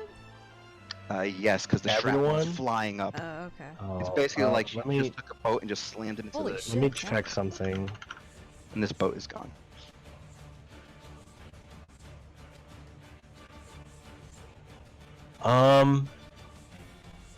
Ew. Is this count? What kind of? Does this count as as an attack or an area of effect? This is an area. What do you mean? This is an 'Cause I area. have sanctuary active. I mean, this is a saving throw, so this isn't like targeted at you. And for Hiraeth. Okay, okay. Well, it says attack. The warded creature with attack or a harmful spell. Yeah, It's like if wisdom you're not being saving. targeted, you're not being targeted with the spell. She's literally just like slamming the boat down. It's exploding into Okay. splinters and flying at all of you. All right. What is again? Is the save above a 20? Yes. Then I cannot succeed. Actually, no. Wait. It is not actually. So if you get a natural 20, you could actually succeed on this. Only with a natural 20. Great. Mhm. No, I didn't get a natural. Okay. So you failed. I literally can't tackle- save like any of this Hang shit. on, I Actually, rolled you for said- Hiraeth. I rolled a Let natural me roll for 15 Mito, for Hiraeth. because Mito might save if she gets a natural 20. Nope. What it's okay. Sissel failed. Mito failed. Hiraeth succeeded. Ellen succeeded. So I think only Hiraeth and Ellen succeeded, and Tackle. Hiraeth, Ellen, and Tackle succeeded. Everybody else failed. So as this boat explodes and shatters into splinters against the water and flies in every direction, as Umberlee rages furiously. Those of you who failed take 48 points of piercing damage. Wait, who? Everyone takes how much? 48 points of piercing damage. Cool. Those of you who succeed take half of that. Ellen, you take none. So Tackle would Tackle takes none. take none as well. half of it is 24. So who succeeded? Ellen and Hiraeth. Tackle, Ellen, and Hiraeth. Okay, you got her HP. Mhm. I did. So I believe Verna. So you see Verna just crumple to the water as she is down. Oh, shit. Umberlee is going to use her remaining two hands to slam down another chain lightning, targeting Got it. Mito, hitting then Hiraeth, Sissel, and Tackle. So I need everyone to make dex saves, please. Okay. I'll roll for Hiraeth. Well, let me just tell me if Oh, the DC is no! possible for me to make. It won't. It's not hitting you. Oh, okay. It's hitting Sorry, Mito. there's a lot Mito happening. failed. Hiraeth or Sissel, you succeeded.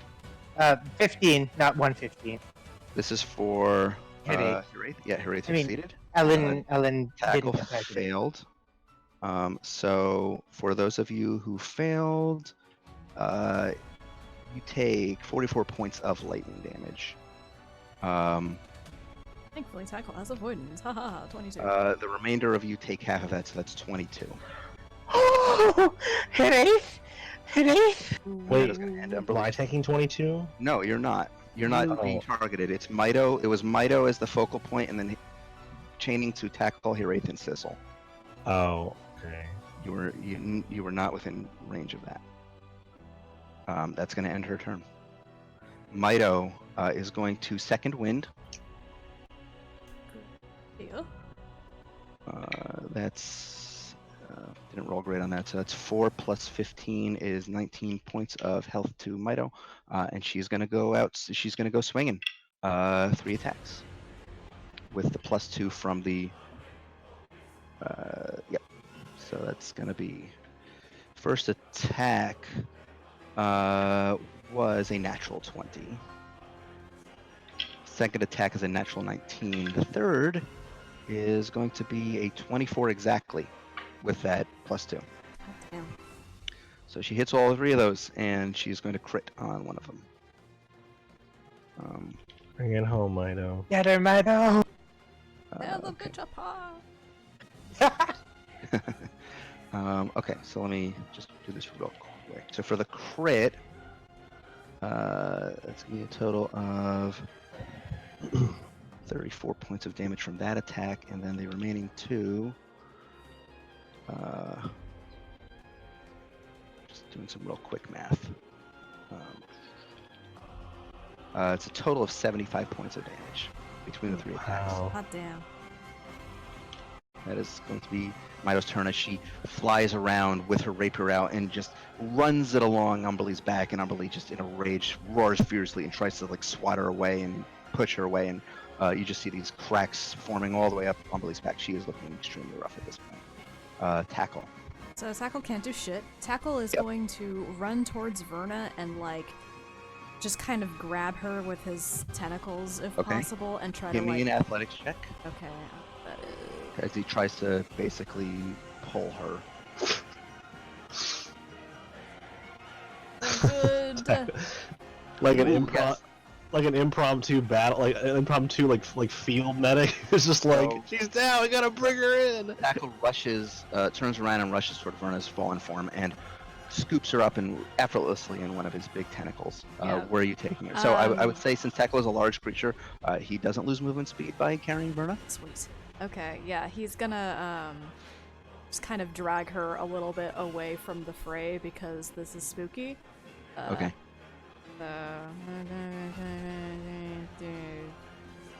Over here. All right. It's hopefully a little bit further out of the line of fire. Yeah, that brings us to Verna. Verna, I need you to make a death save, please.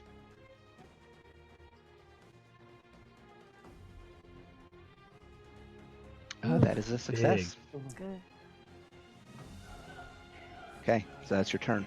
Sissel. Okay, gonna chug my last health potion. Bonus action. Okay.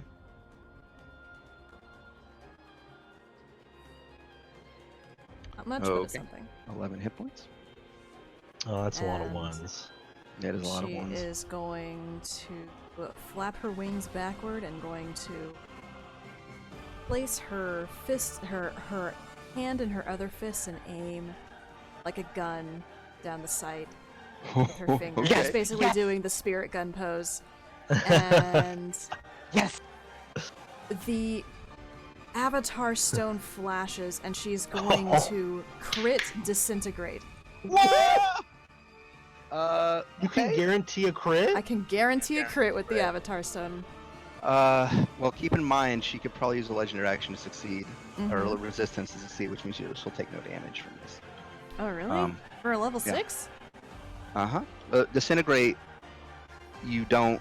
So I'll allow you to Oh, yeah, rethink 'cause your move it's if you don't want to use this, but disintegrate, if it's a success, they don't take any damage. Oh, They basically shit. just dodge the beam I entirely. forgot you could do It's that a good with idea. legendaries. I mean, So I'll let you choose something else if you want to. okay. I mean, I'm pretty sure that at one point I got hit by disintegrate and succeeded and still took half damage, but that's fine. If It I was a did, long it's time kinda- ago. I mean, if I did, that's my mistake. It shouldn't have happened. yeah, would I know that? Oh, you know what it was? I think it was because those you got hit by one of those gargoyles, which was a different thing No, than. I think it was during the fight again. It doesn't matter. It was anyway, what do you- the beholder fight? Well, but it's that's still a finger, still a similar motion. Let's change that Yep. to finger of death, maybe. Okay, yeah, okay. That's still a lot of damage. So a Yeah. con save, And the force crit still stands. yes, right. So that's a DC 21. So that for her Constitution, I think she has a big con save. No, she doesn't. So that actually is a success. It's a 23 total Okay. on her success. So she does succeed, but But she takes half. she does take half. Is the 57 the crit amount or the normal amount? That's the normal amount, but the thing is that plus 30 does not crit. That's a solid number, so you would take the 27 points, double that, and add 30, Yeah. So, and then have it Math. because she succeeded. I'll do the math. Thank So you. 27 times 2 is 54, plus 30 is 84 damage. Still a lot of damage. Halved is 42. So she Okay. takes 42 points of necrotic damage. That's not so as low. cool as disintegrate, but Yeah, unfortunately, that's just disintegrate's a real high risk, high reward kind of yeah. spell. Well, she also can just cancel it. A fun ability that big monsters get. So Oh, we haven't burned down she those legendary you resistance you just finger gun at her, and the necrotic beam of energy washes over her, and this dark lightning crackles up her form, and you see it as it crackles up her form, it latches onto the cuts and rips that are already there and starts tearing them apart further.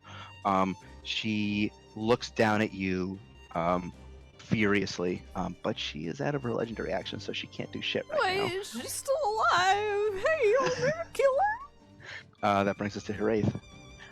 Is it okay if we have Hiraeth use a cure wound on herself? I Yeah, think she should use a Well, cure hold on. wound Let me ask a herself. question before we do anything with Hiraeth. Mm-hmm. Can she do Major Song and a bonus action? Yes. I propose everyone, we have her use her Major Song because this thing's almost down. It's getting close, and use a healing word on herself. Does that seem too risky? I mean, seems legit to me. Or do you think we should just have her just Okay. go all out on curing herself? She has 2 HP left. I know. I don't know. Really does Okay. a She lot. has a Major Song already. She has the She thing. does have. Okay, what level do we want to cast it at? It has to be 6 or It higher. would have to be right? 6th or 8th because we already used the 7th. Okay. If you want to play it safe, we can. I'm just throwing it out there. She does have a Major Song. She does But- have a major song. Okay. Let's. Okay, what would Hiraeth do? Hiraeth is a dwarvish teenager. She would go with. She go big or go home. She'd go big. I think Probably. she's a dwarven teenager bard. Yeah. Go big or go home with Hiraeth. All right. So 2nd level cure wounds on herself. okay. which- As the bonus. Oh, as a- Cure Wounds It is has a to be healing. It has to be a healing word. Cure Wounds is an action. I healing mean, word is a bonus sorry. action. Second. Yeah, 2nd level healing word. So that's. Do you want to roll that, Tom, or? I'll do it. Okay. What's her? It's her con mod I thought it was her. or not con charisma? For what? For her, the bonus to her healing word, the modifier. Yes, it's her charisma modifier. It's 11 Okay. for herself. So she 11 deals HP 11 back. points of damage.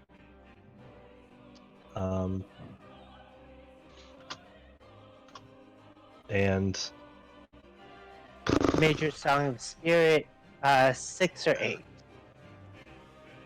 For each spell slot higher than first, increase the damage by 2d. Yep. Okay, so I think we'll go with necrotic damage. You want to go all out? 8th level spell slot?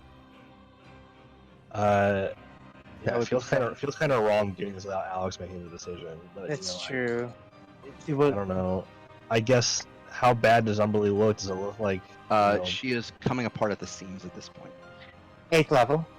Yeah, let's Oh, just do that. that would be I don't know, it feels like 17d8. it feels like we need to get this battle over sooner rather than later because like the damage that Yeah. we're taking is outweighing the damage I can heal. So, Yeah. yeah, I guess let's try So- 8th All level. right. So what's the save? What's the DC for the saving throw? It's her DC, Her DC is 18. 18. For a con, what's the save? Dex save? Dex save. Yeah. Major Song of Spirit. That is a 15 plus 9. Plus so that 50 She's a billion. +9. Jesus Christ. I mean, Don't succeed. Ellen has a plus 11, so Well, I mean, I just didn't anticipate a big creature like this to have a huge Dex bonus. That's all. yeah. Okay. Okay, that's well, still okay. So 8th So level. they'll have higher to than- be 17d8 halved. Oh, She's gonna take. I guess I'll type it into the box. sorry. Oh shit, that's a lot of damage. So she takes half of that. So You it's see, 30. you see as Hiraeth pulls her viola out and begins strumming this fierce battle tune. You see these little puffs of smoke apparate around Umberly's avatar form as poof, poof, poof, poof, poof, all the way up.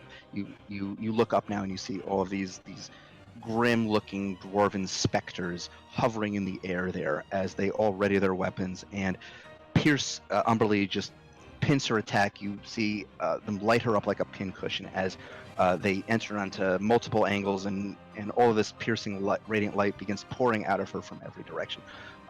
She's on her last legs at this point, but she is still standing. I'm gonna say we should also move her 8th. Maybe like over to the right behind this rock.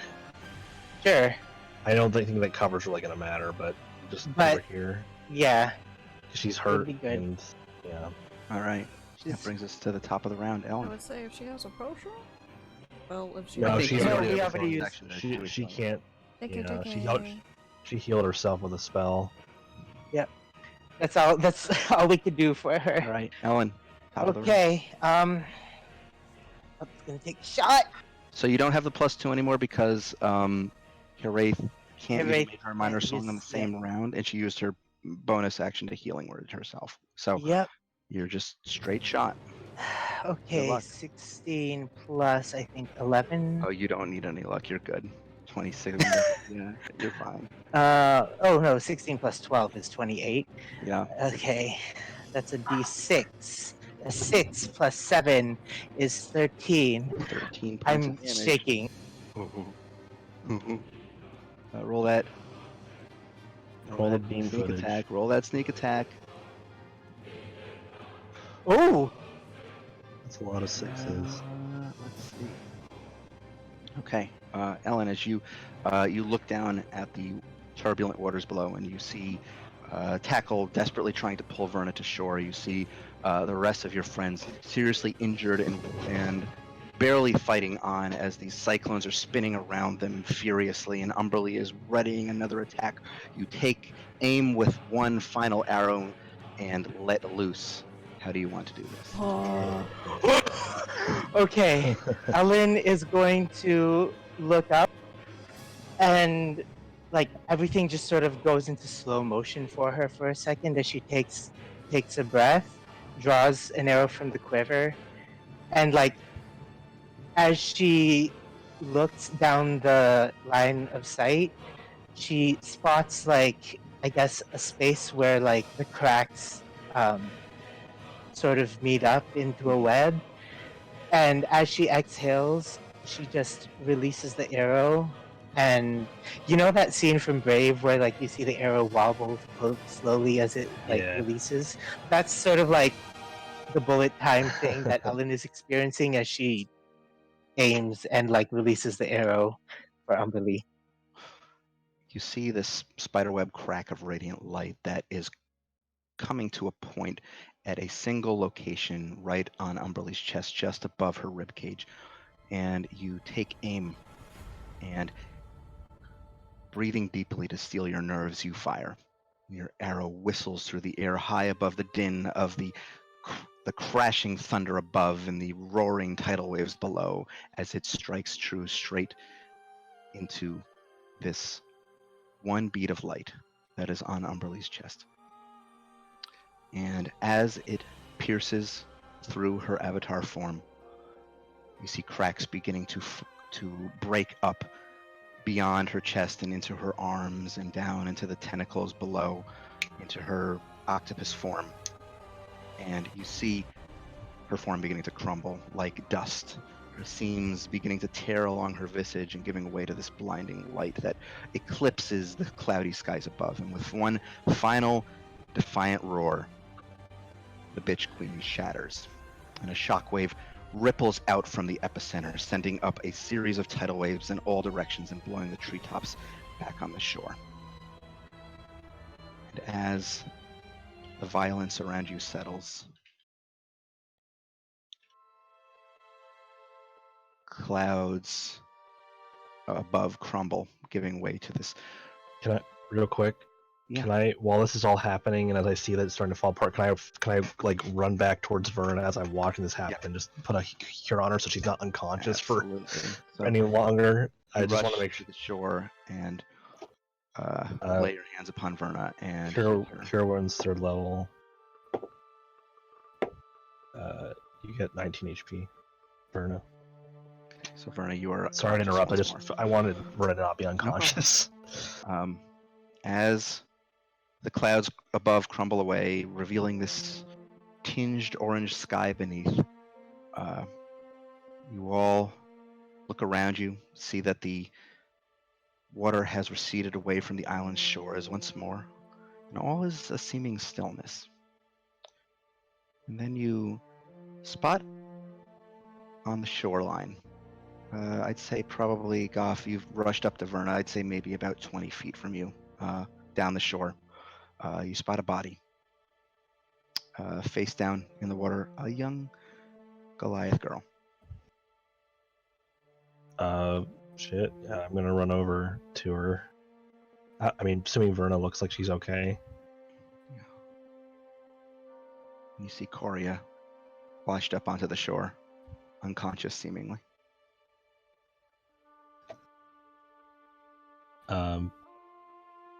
I'll rush up to her and pull her up onto the sand. Or if she's still in the water, I don't know. But Yeah, she's just on the ocean's edge where the water is lapping up against the beach. I'll just pull her up a bit onto the drier sand. Okay. Kind of turn her over. She is unconscious. She's pale. She does not seem to be breathing. Quick medicine check. Fuck. I think it's a +10. 23. Upon closer inspection, you can tell that she's still alive. You listen very closely, and you do get a very dull sense of like a very shallow breath, but barely hanging on. Do I get the impression that like a healing spell would bring her back from this, or is it something deeper than that? You're not quite sure. You can give it a shot. Okay. Goff will. He just will kind of check her vitals and like. Okay. He's gonna try cure wounds. Okay. Another 3rd level. Okay. 8, 5. Drop the dice. 8. Good. 26, I think. 26. What is this for? I'm sorry. This is. I'm using cure wounds on Karia. At their level is 26 points of health. Wow. Okay. I rolled 2 8s and a 5, plus 5. Okay. Yeah. As you pour this healing magic into Coria, you see her brow stirs for a little bit, and after a moment, she sits upright, and her eyes dart open, and she begins coughing and expelling water from her lungs as she doubles over a little bit.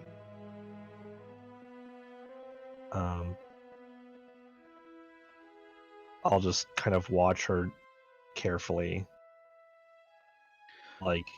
to see if it seems like Umbrelly's still fucking with her. She seems tired. She seems mentally and physically exhausted. As soon as she stops gets control of this coughing fit, she slumps back into your arms. Are you all right? Is it over? I hope so. Sorry, I couldn't fight her. It's not your fault.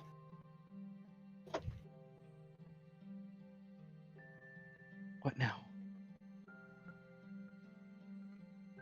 I'm not sure. Are we still in this location that Umberly Yeah, brought you're us still in this to? location. Who's still airborne? What are the rest of you doing in this? Ellen is still flying, I guess. Okay. And I What's don't know if Sissel Sissel doing? is. So I'd say at this point, Mido has probably flown in and landed on the beach next to Goff. Yeah. Hiraeth has started making her way in. Yeah, Ellen It's is landing. looking around at the surroundings, trying to figure Ellen, out. if you're still airborne, I'd say you'd notice it first. You Okay. look down toward the waters, which are now still and tranquil, and a woman's figure starts walking across the waves toward the beach, toward where Goff and Corey and everybody else are. Her footsteps only seem to be touching the tide, and as she steps barefoot onto the sandy shore, you now see Umberly. Her form very much humanoid, no longer tentacles. She has actual humanoid legs, still kind of covered in fish scales and everything. Her hair, this wild looking seaweed, much closer to your size. Like everybody, like she's kind of the size of a regular human now. And she walks across the shore. As Ellen sees her coming, she just calls into her earring. I think she's coming to deliver her judgment. I look ready, I guess. If I look over, do I see her? Yeah, you all see her. She strides up, stops a few paces from the rest of you, and just glares at all of you. Doesn't say a word.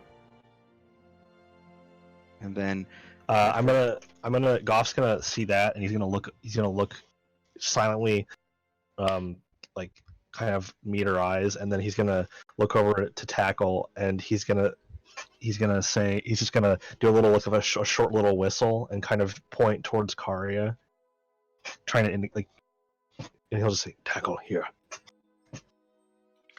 Like kind of sit and be in front of her, I guess is what he's trying to. He'll. Sissel will also kind of nudge him. Okay, so Tackle, with a lurch from still being very much waterlogged, he plods on over to shield Karia. As I'll walk past him as he does that, and I'll just scratch his head really quick as I go past him, And just as like as Umberly, and I will walk, and then he will walk out, just like kind of stand to meet her. As Umberly watches all of this, she comes up to you, and like when she first has approached, you see she's just kind of glaring daggers at all of you, and then after a moment, you see this sliver of a small smirk cross one side of her lips. Without a word, she just moves past you, Goff, toward Koria. Tackle looks up at the deity and growls furiously. But you can tell from her movements that she doesn't seem to mean any harm. What do you wish to do? As she walks past, Goff will turn and like be kind of surprised for a second, and then he'll call after her like, "You've done enough with her. Leave her be." I have not finished. And I don't care. She steps up, ignoring you at this point. She steps up. Tackle lunges at her. But as he lunges, her form seems to turn formless like water for a second, and Tackle just goes right through her. Shit. Oh, wet cat. Umberly stops near Koria, and she kneels down next to her. And she places a hand toward Koria, and for a moment you see these divine strands start to light up across Koria's body, like strings almost, up and down her form. And then as they finish lighting up across her form, you see, with the sound of shattering glass, all of these strands just turn to just dust and trail up into the sky. And Umberly retracts her hand and stands up, and she says, "Go on, child. Your destiny is now your own." Huh. And she steps up again and moves past Koria, moves past all of you, turns, takes a few steps back, and just gives all of you this appraising look. Sissel crosses her arms. She looks about the rest of you expectantly to see if you have anything to say to her, or... Are you really just gonna let her go? That was the agreement. Huh. Defeat me, and I would sever the strands of destiny. She would be her own, to choose how she would live her life. Righty then.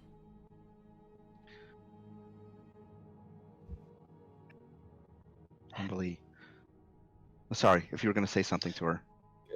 Goff is like he's kind of standing in like a 1 foot forward, fist clenched, kind of like he's still very On he's guard. not yeah, he's very much on guard still, and he's just standing and looking at her and like locking eyes with her, and he's just kind of I don't know. He's like not he's not relaxing.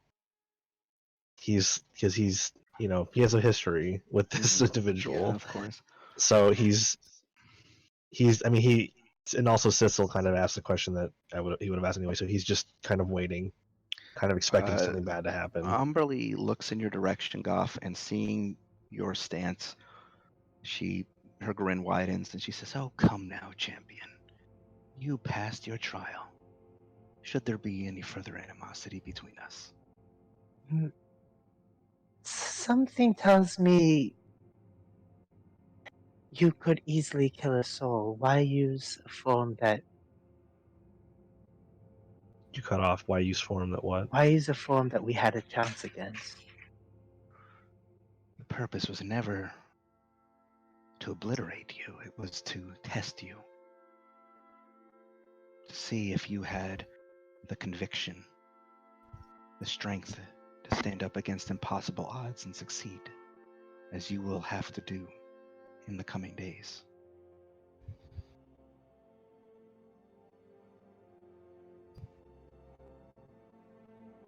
Ellen just sort of nods, like she's starting to get an understanding of maybe not of Umberly, but something of her motive. Umberly, at this point, she's all facing you. She holds her hands out wide. She says, "Very well, you heroes who would wield the power of the gods in defense of this world. This trial is at an end." She raises her head up imperiously, raising her chin, and she speaks louder.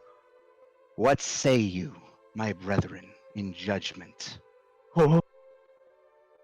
And the air around you positively electrifies. You sense this pressure all around you as you are surrounded on all sides by something immense. And the trees to the eastern side of the shoreline adjacent to you part. Out of the tree line, gliding along the surface on still water, you see Eldath's matronly form. And her eyes are closed, but there is a smile upon her lips. She moves elegantly across the beach to join the other goddess. But the goddess of peace's presence is not the sole arrival. From high above, a ray pierces through the tranquil sunset, and a glowing orb of light settles upon the beach.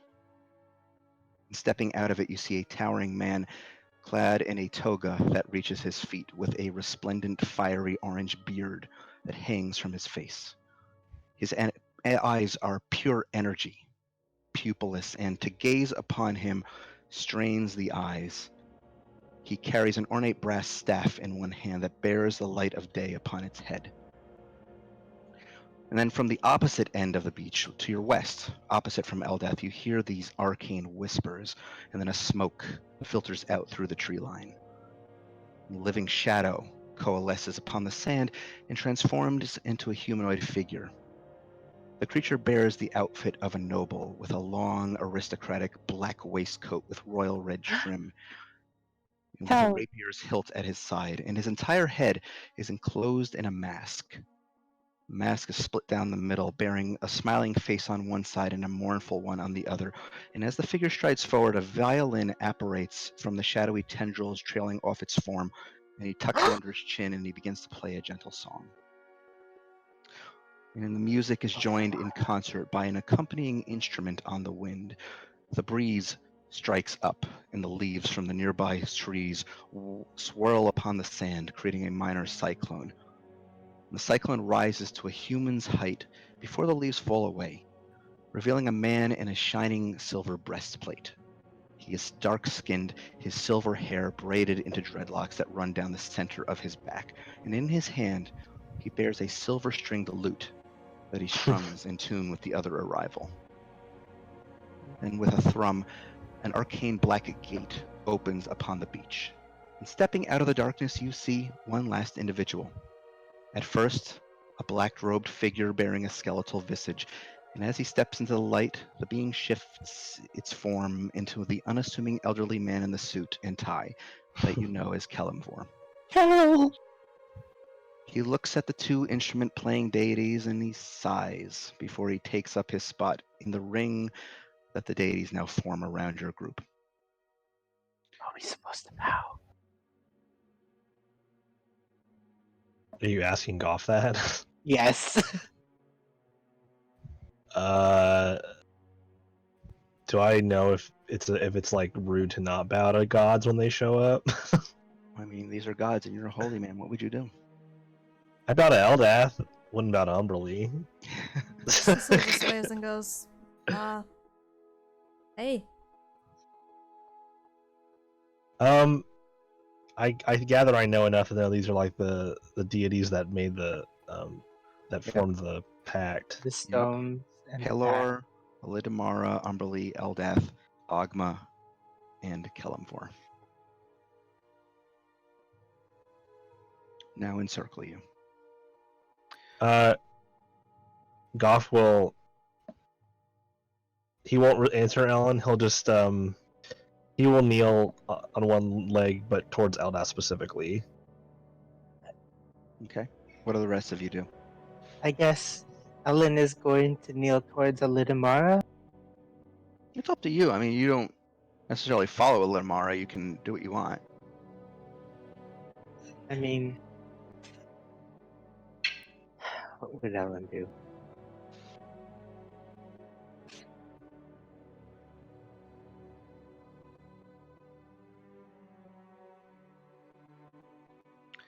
Verna,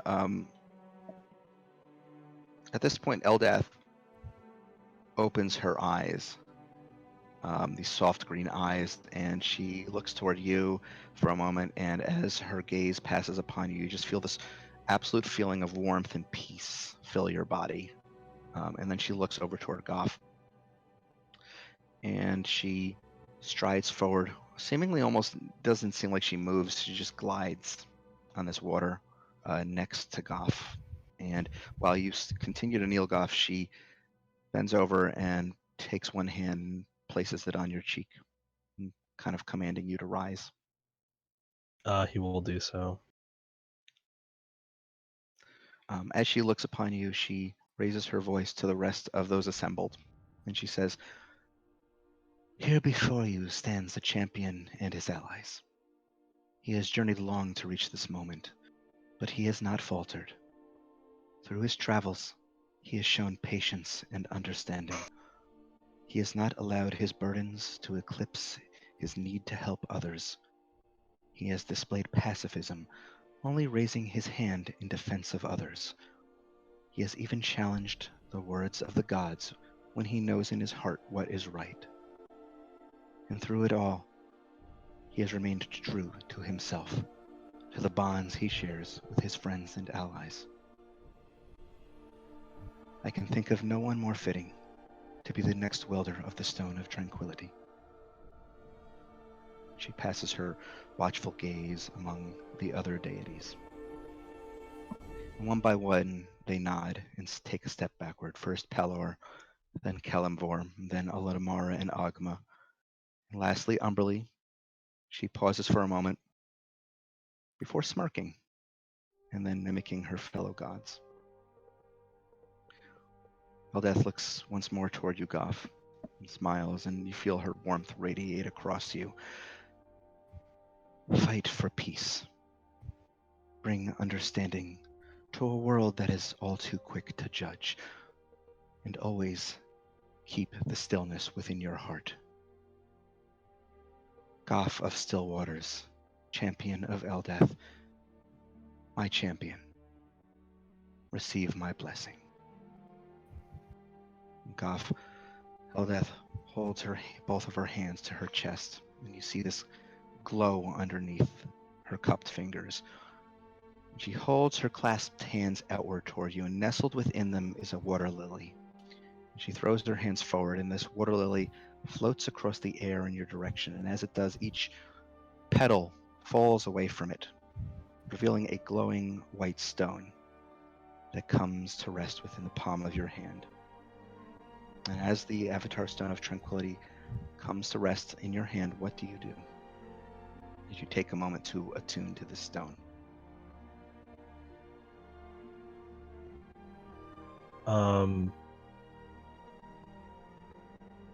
boy. Remembering what Dr. Dr. Calentus. Calanthus said and how Sissel had you attune to it, to hold it close and think upon who or what she was fighting for. What is Goff fighting for? He's gonna hold it in one palm and then pick it up with his forefinger and his thumb, and from the other hand, and kind of hold it up into like the light and kind of examine it, like like how like a appraiser might. Mm-hmm. And his hand's kind of shaking a little bit, and he puts it back into the palm of his left hand, which is where the mark is. Mhm. And he clasps his fingers around it, and he holds it close to his chest, and he thinks about everyone around him. He thinks about the Blue Hearts, and he thinks about Karia and Liza, and Arya, and Moira, Anna. He thinks about the Black Hearts, and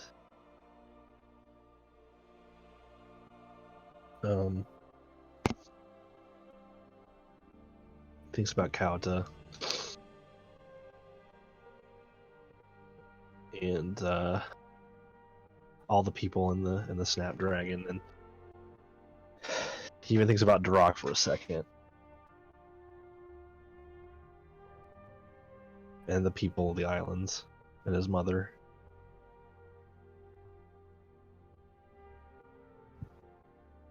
And I guess I mean this was included beforehand, but Roscoe specifically was part of the Blue Hearts thing. Yeah, I don't. Okay. So as you focus on these faces and images in your mind, and clasp the Avatar Stone to your chest, it begins to glow warmly, and you begin to hear music in your head as the song begins to resonate with you. And you hear overlaying it this tranquil song that just echoes with this feeling of total peace through your heart, and this ever-present sound of still bubbling water throughout. And it glows brightly for a second, and then the glow fades. And as you unclasp your hands and look at them, you see that the stone is gone. And then you turn your hand over, the hand with the true mark on it, and you see nestled within the tattoo, extruding slightly from your hand, just a little bit, just like a little bump, you see the Avatar Stone embedded within the back of your hand. And I'm going to put the Avatar Stone of Tranquility in your journal. Goff now has Have fun with it.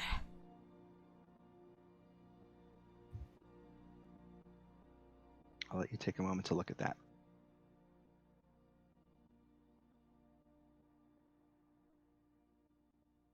Oh boy. I'm nosy as heck, but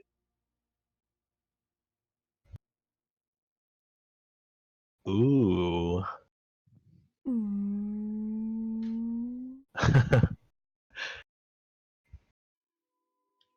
What? There it 3 days. really curious. So am I. Oh. That last thing is basically what happened during the Eren fight. So it's. So if someone does 10 damage to someone, that the attacker and the recipient both take 5. Oh, whoa? Eldas Ward. Here, I think Red did the same thing. I'll just I mean, post you it. don't have to, but my curiosity burns. I mean, you shared yours, so at this point, there it is. I put it in Wiggle. Whoa. The unique stuff is at the bottom Ooh. half. Ooh. Ooh.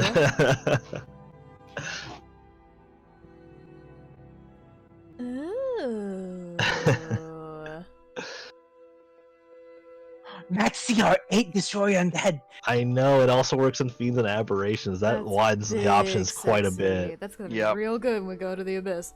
Yeah. Yep. Well, assuming we fight the things we fight are CR8 or lower. I mean, they can still be turned. Well, right. Yeah. Oh boy. Oh boy. So now that you feel this bond growing between you and this Avatar Stone, what do you do? There's like gods gathered before you. Seem to have given you their blessing, their approval.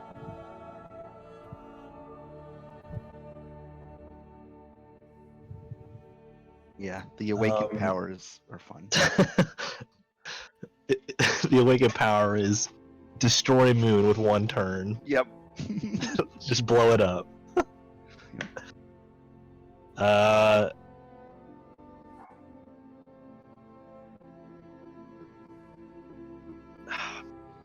This is a hard moment to react to.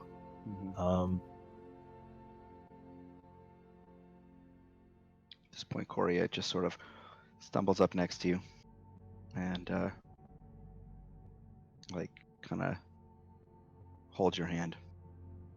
I'll take her hand as well. He'll just kind of like examine it in the back of his hand, kind of turn his hand over and kind of look up and down his arm, and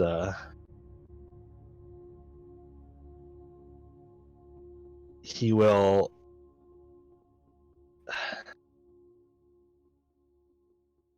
he'll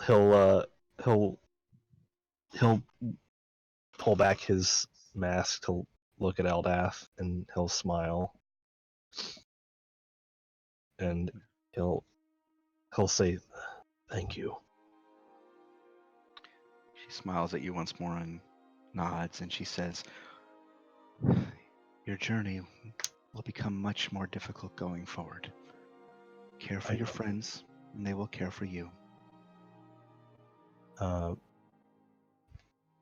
He'll kind of look around at everyone in the party and all the forms, the representations of the gods, and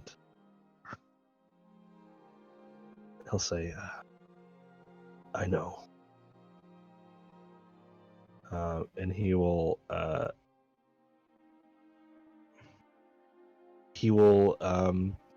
with his newfound, like the stone in his left hand, he will do a little bit of a kind of like almost like a magician's flourish with his fingers, and then between all of his fingers he'll be holding like cerulean sunbursts. Ooh, And okay. he'll kind of he'll I can't make things float, so I can't really do what I want to do, but he will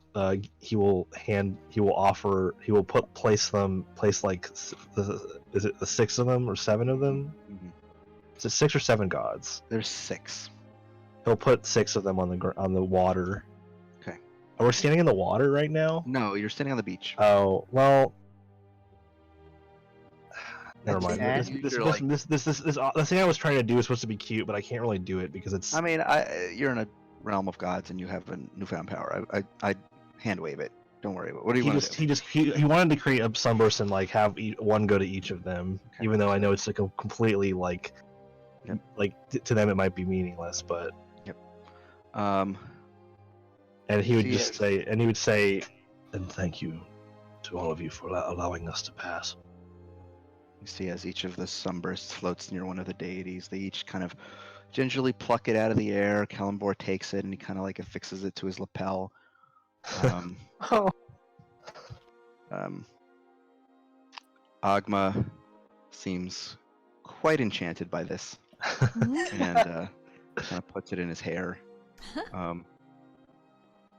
Belidamara as well affixes it to his lapel, and Eldeth takes it and just holds it in her hand.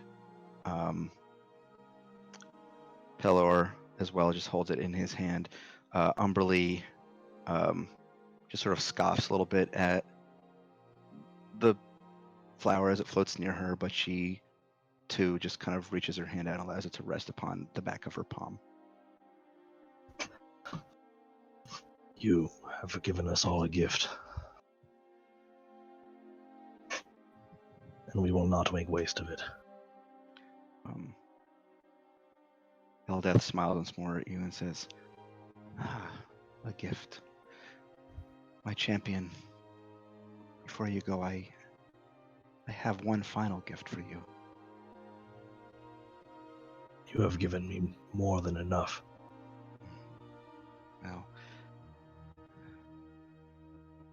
I believe you will find this gift worth it. She takes a deep breath. She says, it will not last long, for even now darkness closes around her. But her faith is strong, and even in darkness there is that glimmer of hope. And the Grove Mother smiles and steps to the side. She is waiting to speak to you. And as she moves aside, you see about 20 feet away from you, sitting on the sandy beaches near the shore, her back to you, the shimmering form of a purple tiefling woman. Oh. Her robe, even in this projection, is ragged and tattered, and she hangs her head with fatigue, but nonetheless she looks out toward the sunset, glad for this brief moment of respite.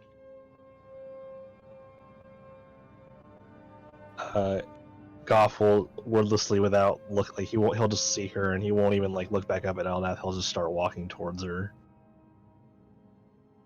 kind of like in that way you kind of walk towards something, like kind of stagger when you're shocked a little bit. Yeah.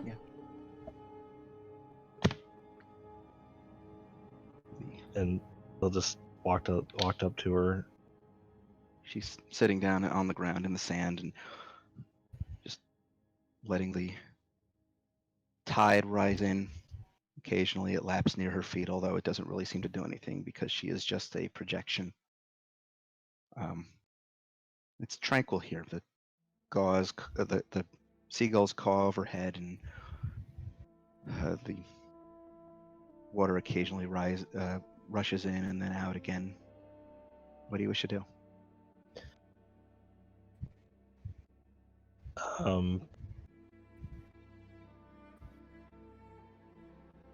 He'll like get down lower to the ground since he's not standing super towering over her, and just look like he's like kind of in front of her. So like, does she like acknowledge his presence? Like, is she like aware that he's there? Oh, Yep. okay. As you get near her, she turns her attention away from the setting sun, and she looks up toward you. And Liza smiles. And it's a weary smile, but one that's full of love and pride and just so much grace. Is it truly you? What there is of me, for the time being. I am still in the dreaming, but through the Grove Mother's grace, I have been granted this brief moment with you. Truly. I'm sorry. Do not be sorry. You have a destiny to fulfill. And it was my responsibility to see you at the start of it. And we will see each other again in person. I know. I will make sure of that.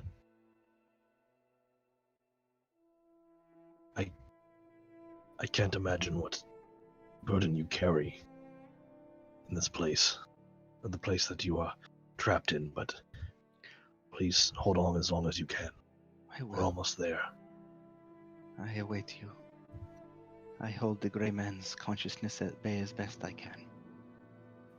But it will ultimately be a losing battle.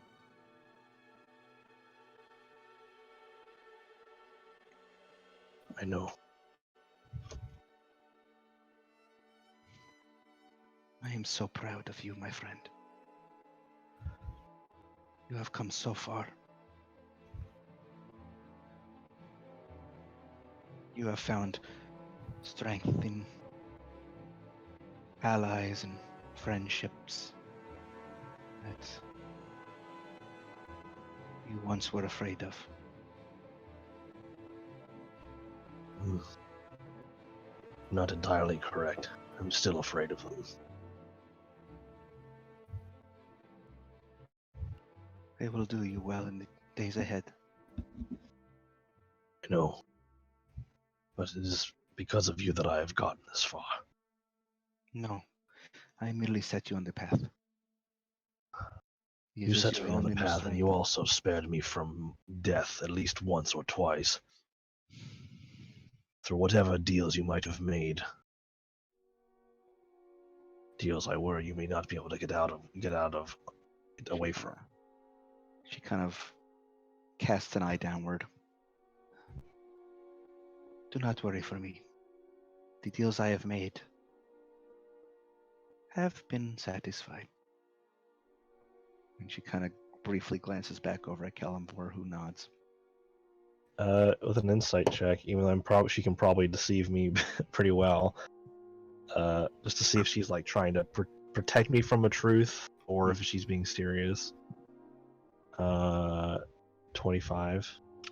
She seems genuine. She seems Okay. She seems far too tired to even attempt deception.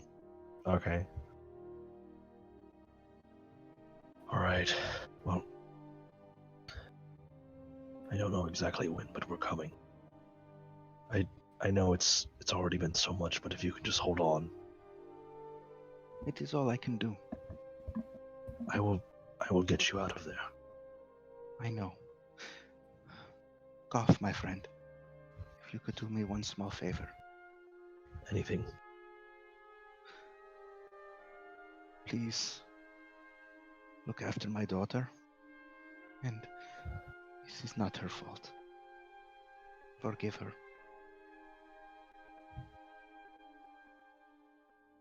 She will make it very difficult. She does do that. But if it comforts you, I will try. But Walden is doing his part. He is giving her a direction to follow. As you mentioned Dr. Walden's name, her gaze kind of like trails off toward the ocean again, and you see this look of fondness in her eyes.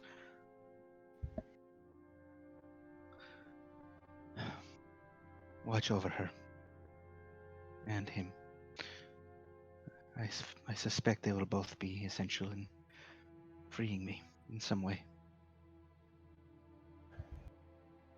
Goff will kind of look down in like a thoughtful like way at that, and then say, I will remember that.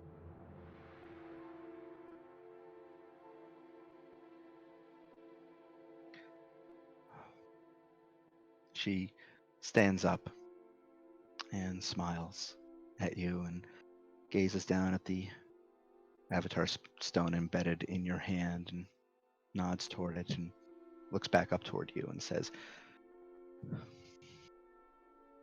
"There is little I have left to teach you. Next time we meet, it will be truly as friends."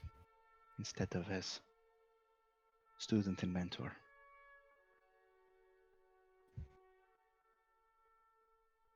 I look forward to it.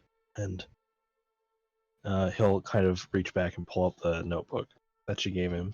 Mhm. I'll have a lot of stories to tell you. And I will listen closely to every word. She Do a big smile at that. and she begins to hold out her hands toward you. Of course, you can't really touch her, but He'll makes still the like gesture. kind of fold his hand over where her hands are or would be. As you do so, and as your hands meet in this space, she looks up at you and smiles, and there's a small tear that trickles down her cheek. And as it does, the tear sort of evaporates away from her into this sparkling gleam, and so too you see her entire projected form beginning to similarly evaporate into glitter, and dust, and disappear.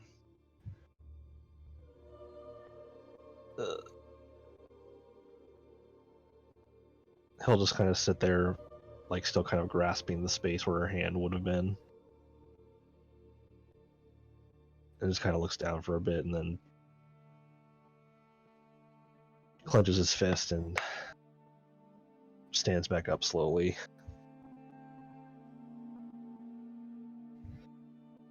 And he won't look at her right away, but to Eldath he'll say, "You were right, as always." She smiles, says, "Your path is now your own to walk.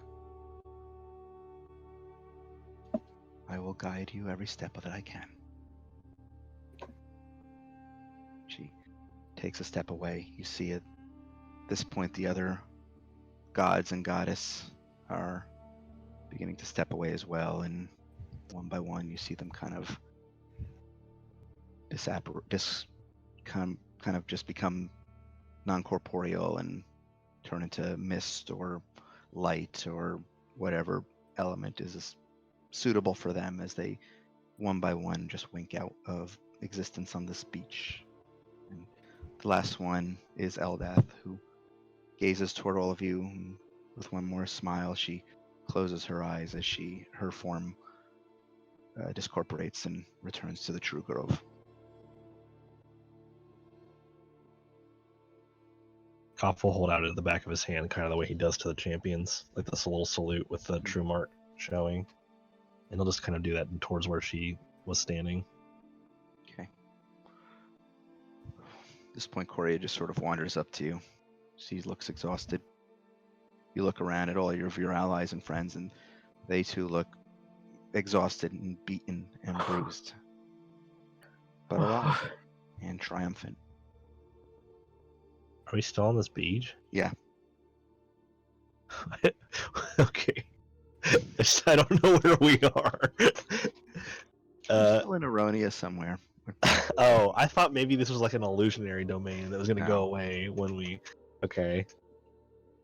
Oh. Goff will kind of he'll do a big sigh and kind of slump his shoulders, and he'll just kind of give Karia like kind of like an exhausted hug. Let's rest. Yeah. Guff, was that Liza? Yes. She was pretty. Yes. Different than I knew her, but that is her true form. Your hand! Your hand! Let me see! Yeah. Yeah. Yes. She just runs up to him and grabs his hand. It is as you expect. It's you! We're 2 out of 7 now. Once we head to... Oh... What's the continent's name? Ashea. Ashea. Once we head to Ashea and pick up our friend, We can we'll be 3 of 7. You know, I'm starting to think that we can actually do this. I'm starting to think so too. We were just in the presence of like several gods. 6 of them. 6 of them. That's not something I mean, 1 is a lot. Ugh. Verona's right. Should probably. It was, yes. Do you?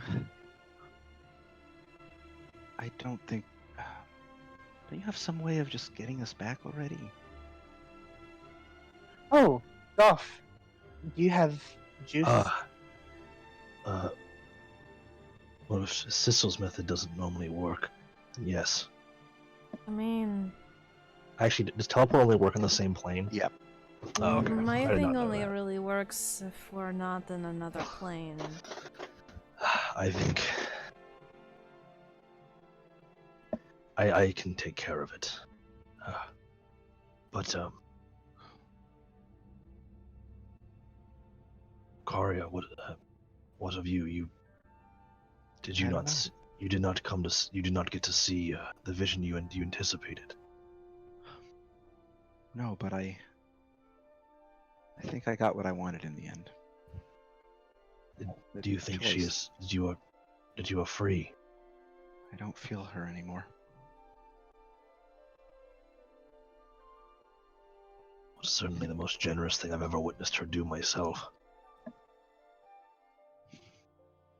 She's always had her own way of doing things.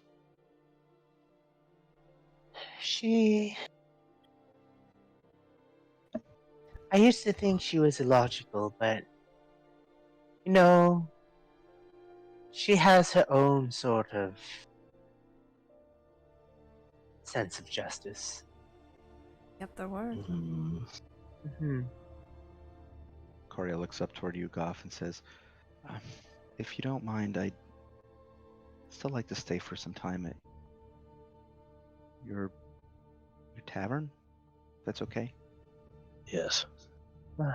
Yeah. That's, You can come eat dinner with us. perhaps it would be easier to think about what we've all witnessed here in the comfort of our living space. Maybe Holg will be awake. I don't know what time it is. It's kind of hard to tell on this plane. Yeah, exactly. Wait, let me check something because I want to make sure.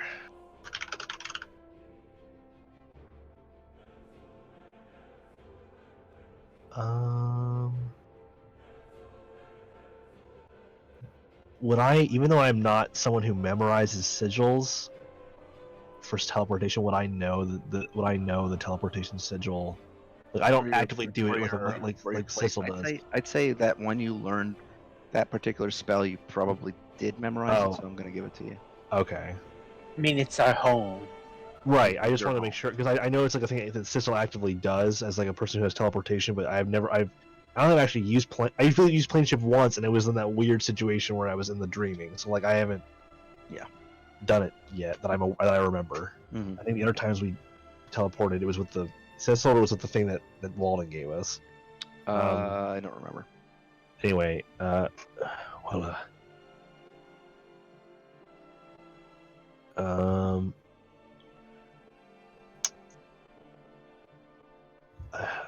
think if we're ready to leave this place, we can return there.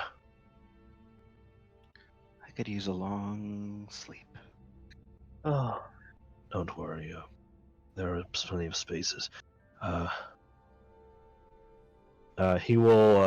will say to Verna, who I think is probably off trying to find wood. he'll say, Verna, it is appreciated, but we'll be back home shortly. He will kind of look out to the sea and just kind of based on my study, do I know what part of Aronia we're in? I think so. Yeah, you're closer to the actually the 4th level of Elysium. Oh, you're not even so on Aronia anymore. we're not in Aronia. You're transported to the end of the River Oceanus, which gives way out into a massive ocean. Oh. Do I know, is this like Does Umberly have domain in this area? No, she has domains in the deep wilds, but that's Oh, but she's pretty- not a good deity, so No. okay. Anyway, he'll just kind of look out and just kind of like think about. He'll just kind of like reflect on this like for a few seconds and say, "Everyone, join hands." Victoria holds your hand tight. Right. So And yeah, when we get into a circle of everyone being connected by touch, because this is how the spell has to work. He'll tackle his Uh, tentacle. Meow. we're uh, gonna have to commission something for tackle, I think. Yeah, he was trying so hard, poor baby. I'm He sure was. Walden could do something. Hmm. He'll have much that and much more to do. But after everyone's gathered around, he will. Does plane shift? Okay, so because it's Goff will be on the one end of it, and he will do like his mutterings and with one hand he'll do like a little like he'll hold his hand out and kind of like twist it and then finish with a snap, and Zai will light up, and a bunch of tattoos will light up, and he will cast plane shift, and with the destination of our teleportation sigil back in the Dapper As Snap. you cast plane shift, and you immediately feel all of your bodies lurched through the divine veil as you pass through into the prime material plane once more, pulled through this starry expanse that ends within in the interior of your stronghold as you once again take form within the sigil in your basement. As you all step out from this, you actually see Mito step away for a moment. She looks absolutely exhausted too.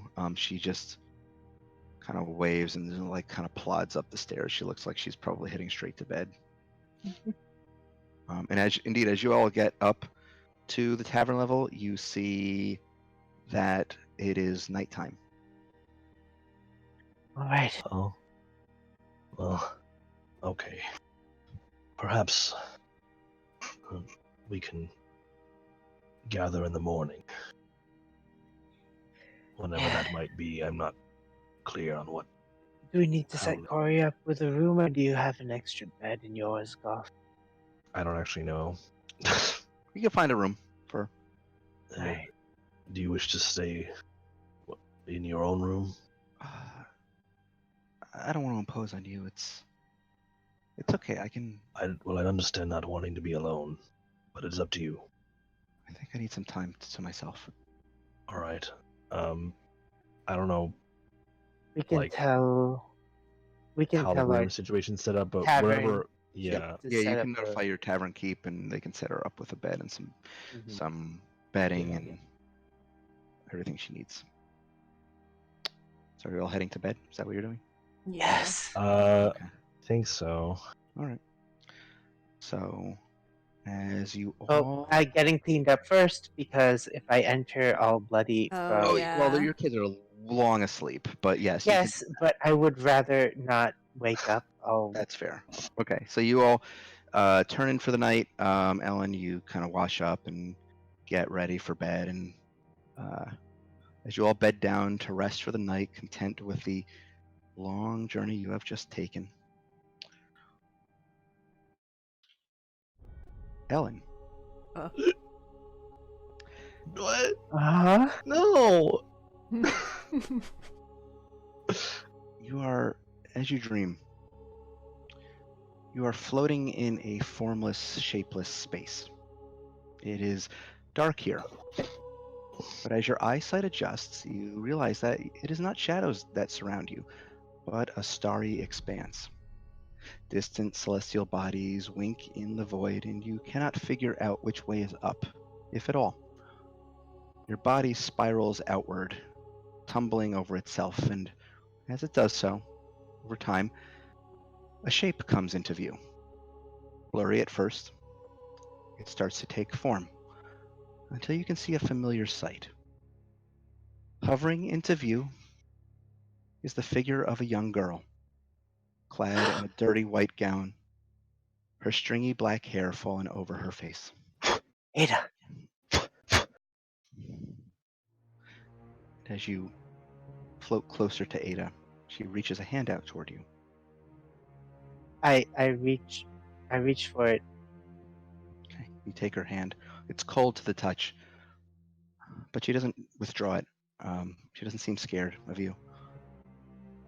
You can't see her face, and she does not appear to move or speak, but nonetheless, you can hear her voice in your head. There is little time.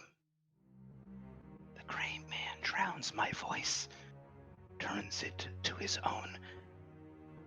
In time, a choice must be made upon that glacial throne. But other threats stir more closely.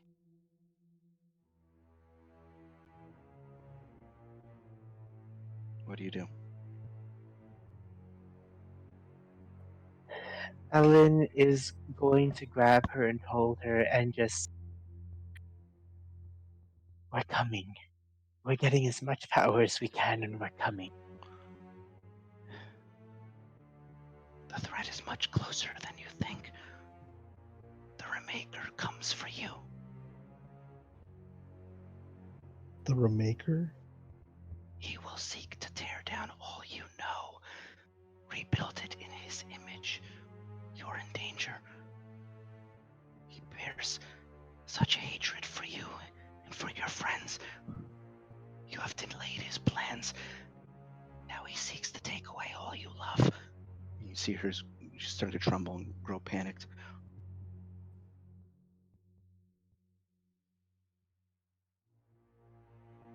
Okay. Apparently I leave the game out of panic. You heard that shit? Just close the window. No, Alright. I accidentally hit the back button on my mouse. Oh Oh. no, I was typing out every word Ada was saying and I can give it to you later. Oh, okay. Uh uh yeah. Elena's just going to say thank you. She's still panicking. Ellen's holding her and just she's gonna say we'll prepare. We'll we'll we'll get you out. We'll free you. She violently pulls herself away from you and floats backward. And you see this panicked expression throughout her form.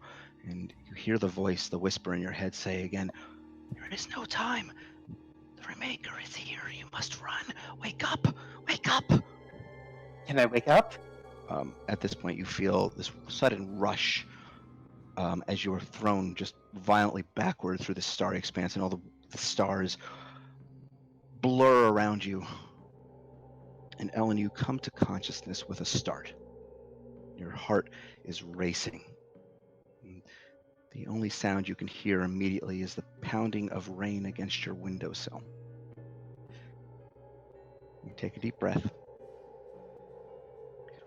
And you try to sit up. And you find that you can't. Huh? Your body will not respond. You start to panic. Your head is swimming. You can see, you can think clearly, you can move your mouth. But you are paralyzed.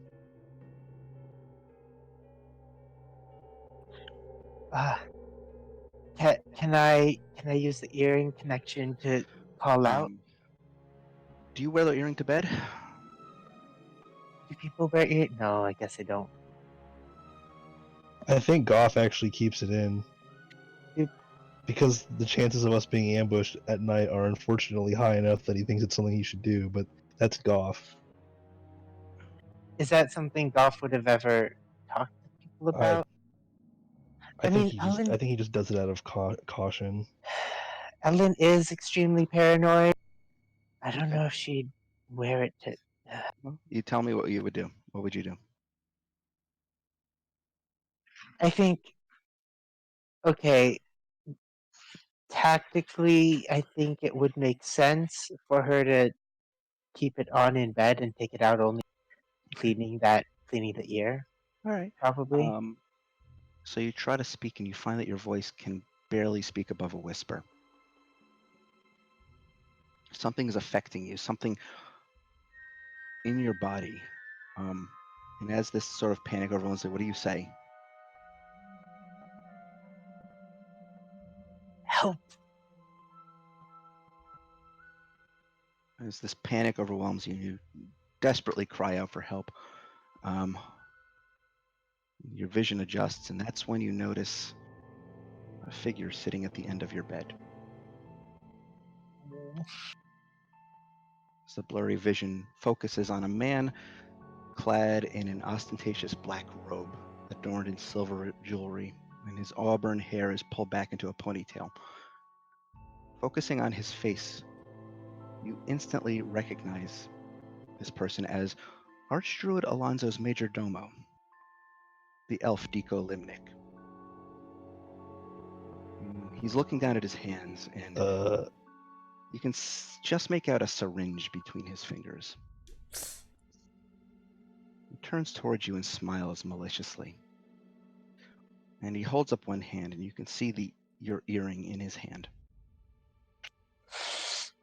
Ah, good. This would be far less satisfying had you slept through it all. You can speak, by the way.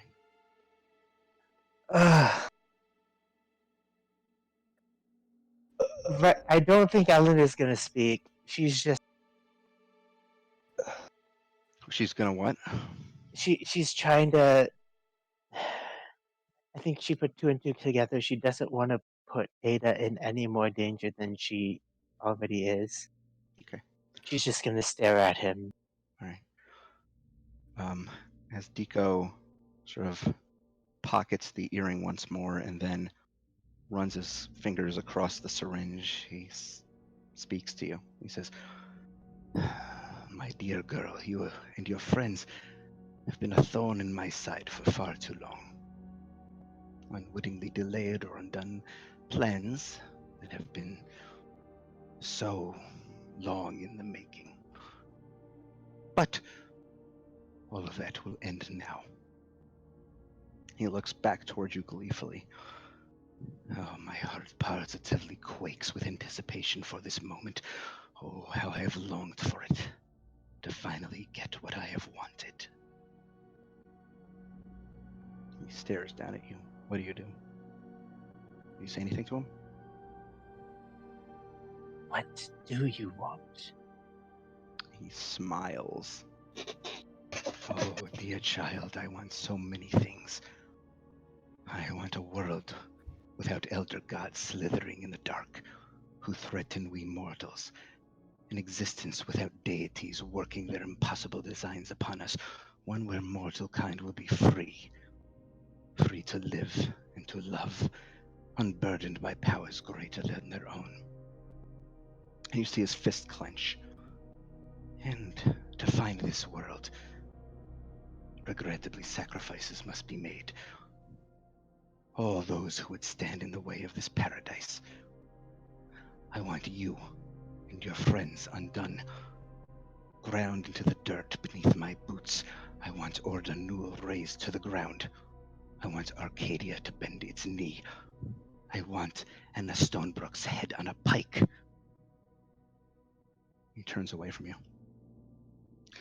But most of all, Miss Mahariel. At this point, the elven man turns towards you again, and gazing at his face, and seeing the contorted, hateful glee upon it, you are haunted by a similar visage. An elf who was old and blind, but now is no longer. Motherfucker. Medici grins. Most of all, I want my vessel. And that is where we'll end tonight's. Jesus Christ, Valk! How the fuck did he get into that guy's body? Mm. Another vessel? Was the domo That's just gonna be a was the, session to. was the domo always this bad, or was he just an annoying shithead before? He was just an annoying shithead, Major but limp you know dick. that Medici makes clones of He himself. sure does. How did none of us ever notice that the major domo looked like Because you don't Medici? understand anagrams, and Deco Limnic is a anagram for Medici But wouldn't clone. he look like Medici? Yeah, he does look a little. Looks like a We've younger seen Medici. him. How did we not get that? Okay, I mean, you never whatever. really We like didn't. looked into it. I mean, listen, He's a younger I Medici. believe. Medici is like the Medici you met was like 1,000 years old. Yeah, but He you looked a still lot said different. that Alisi looked like Medici. Yeah, but only because Ellen basically focused on him and tried to really like think about it once it was revealed to her. You never really kind of tried to make a similar connection. I mean, not like you would know. You wouldn't know. Like you would Yeah, never make. it's like you know how sometimes people look vaguely similar, but you don't really think about it. I know. Holy shit, And though. that's what we'll pick up next week. Oh jeez, this is gonna be a session that Well, I Lauren mean, and what are we gonna Alex are gonna do? Well, we'll see next week or whenever we run this session because I think this is one where everyone's gonna have to be here. Yeah, I think so. I feel bad I that figured that would be this one, but I mean, I kind of feel bad mm-hmm. that Alex and Ren weren't here because Yeah. the Yeah. gods literally showed up and they didn't Yeah. get this. I had assumed that we were like running a one shot or something. But holy shit. Holy shit. I'm gonna stop recording and start uploading this.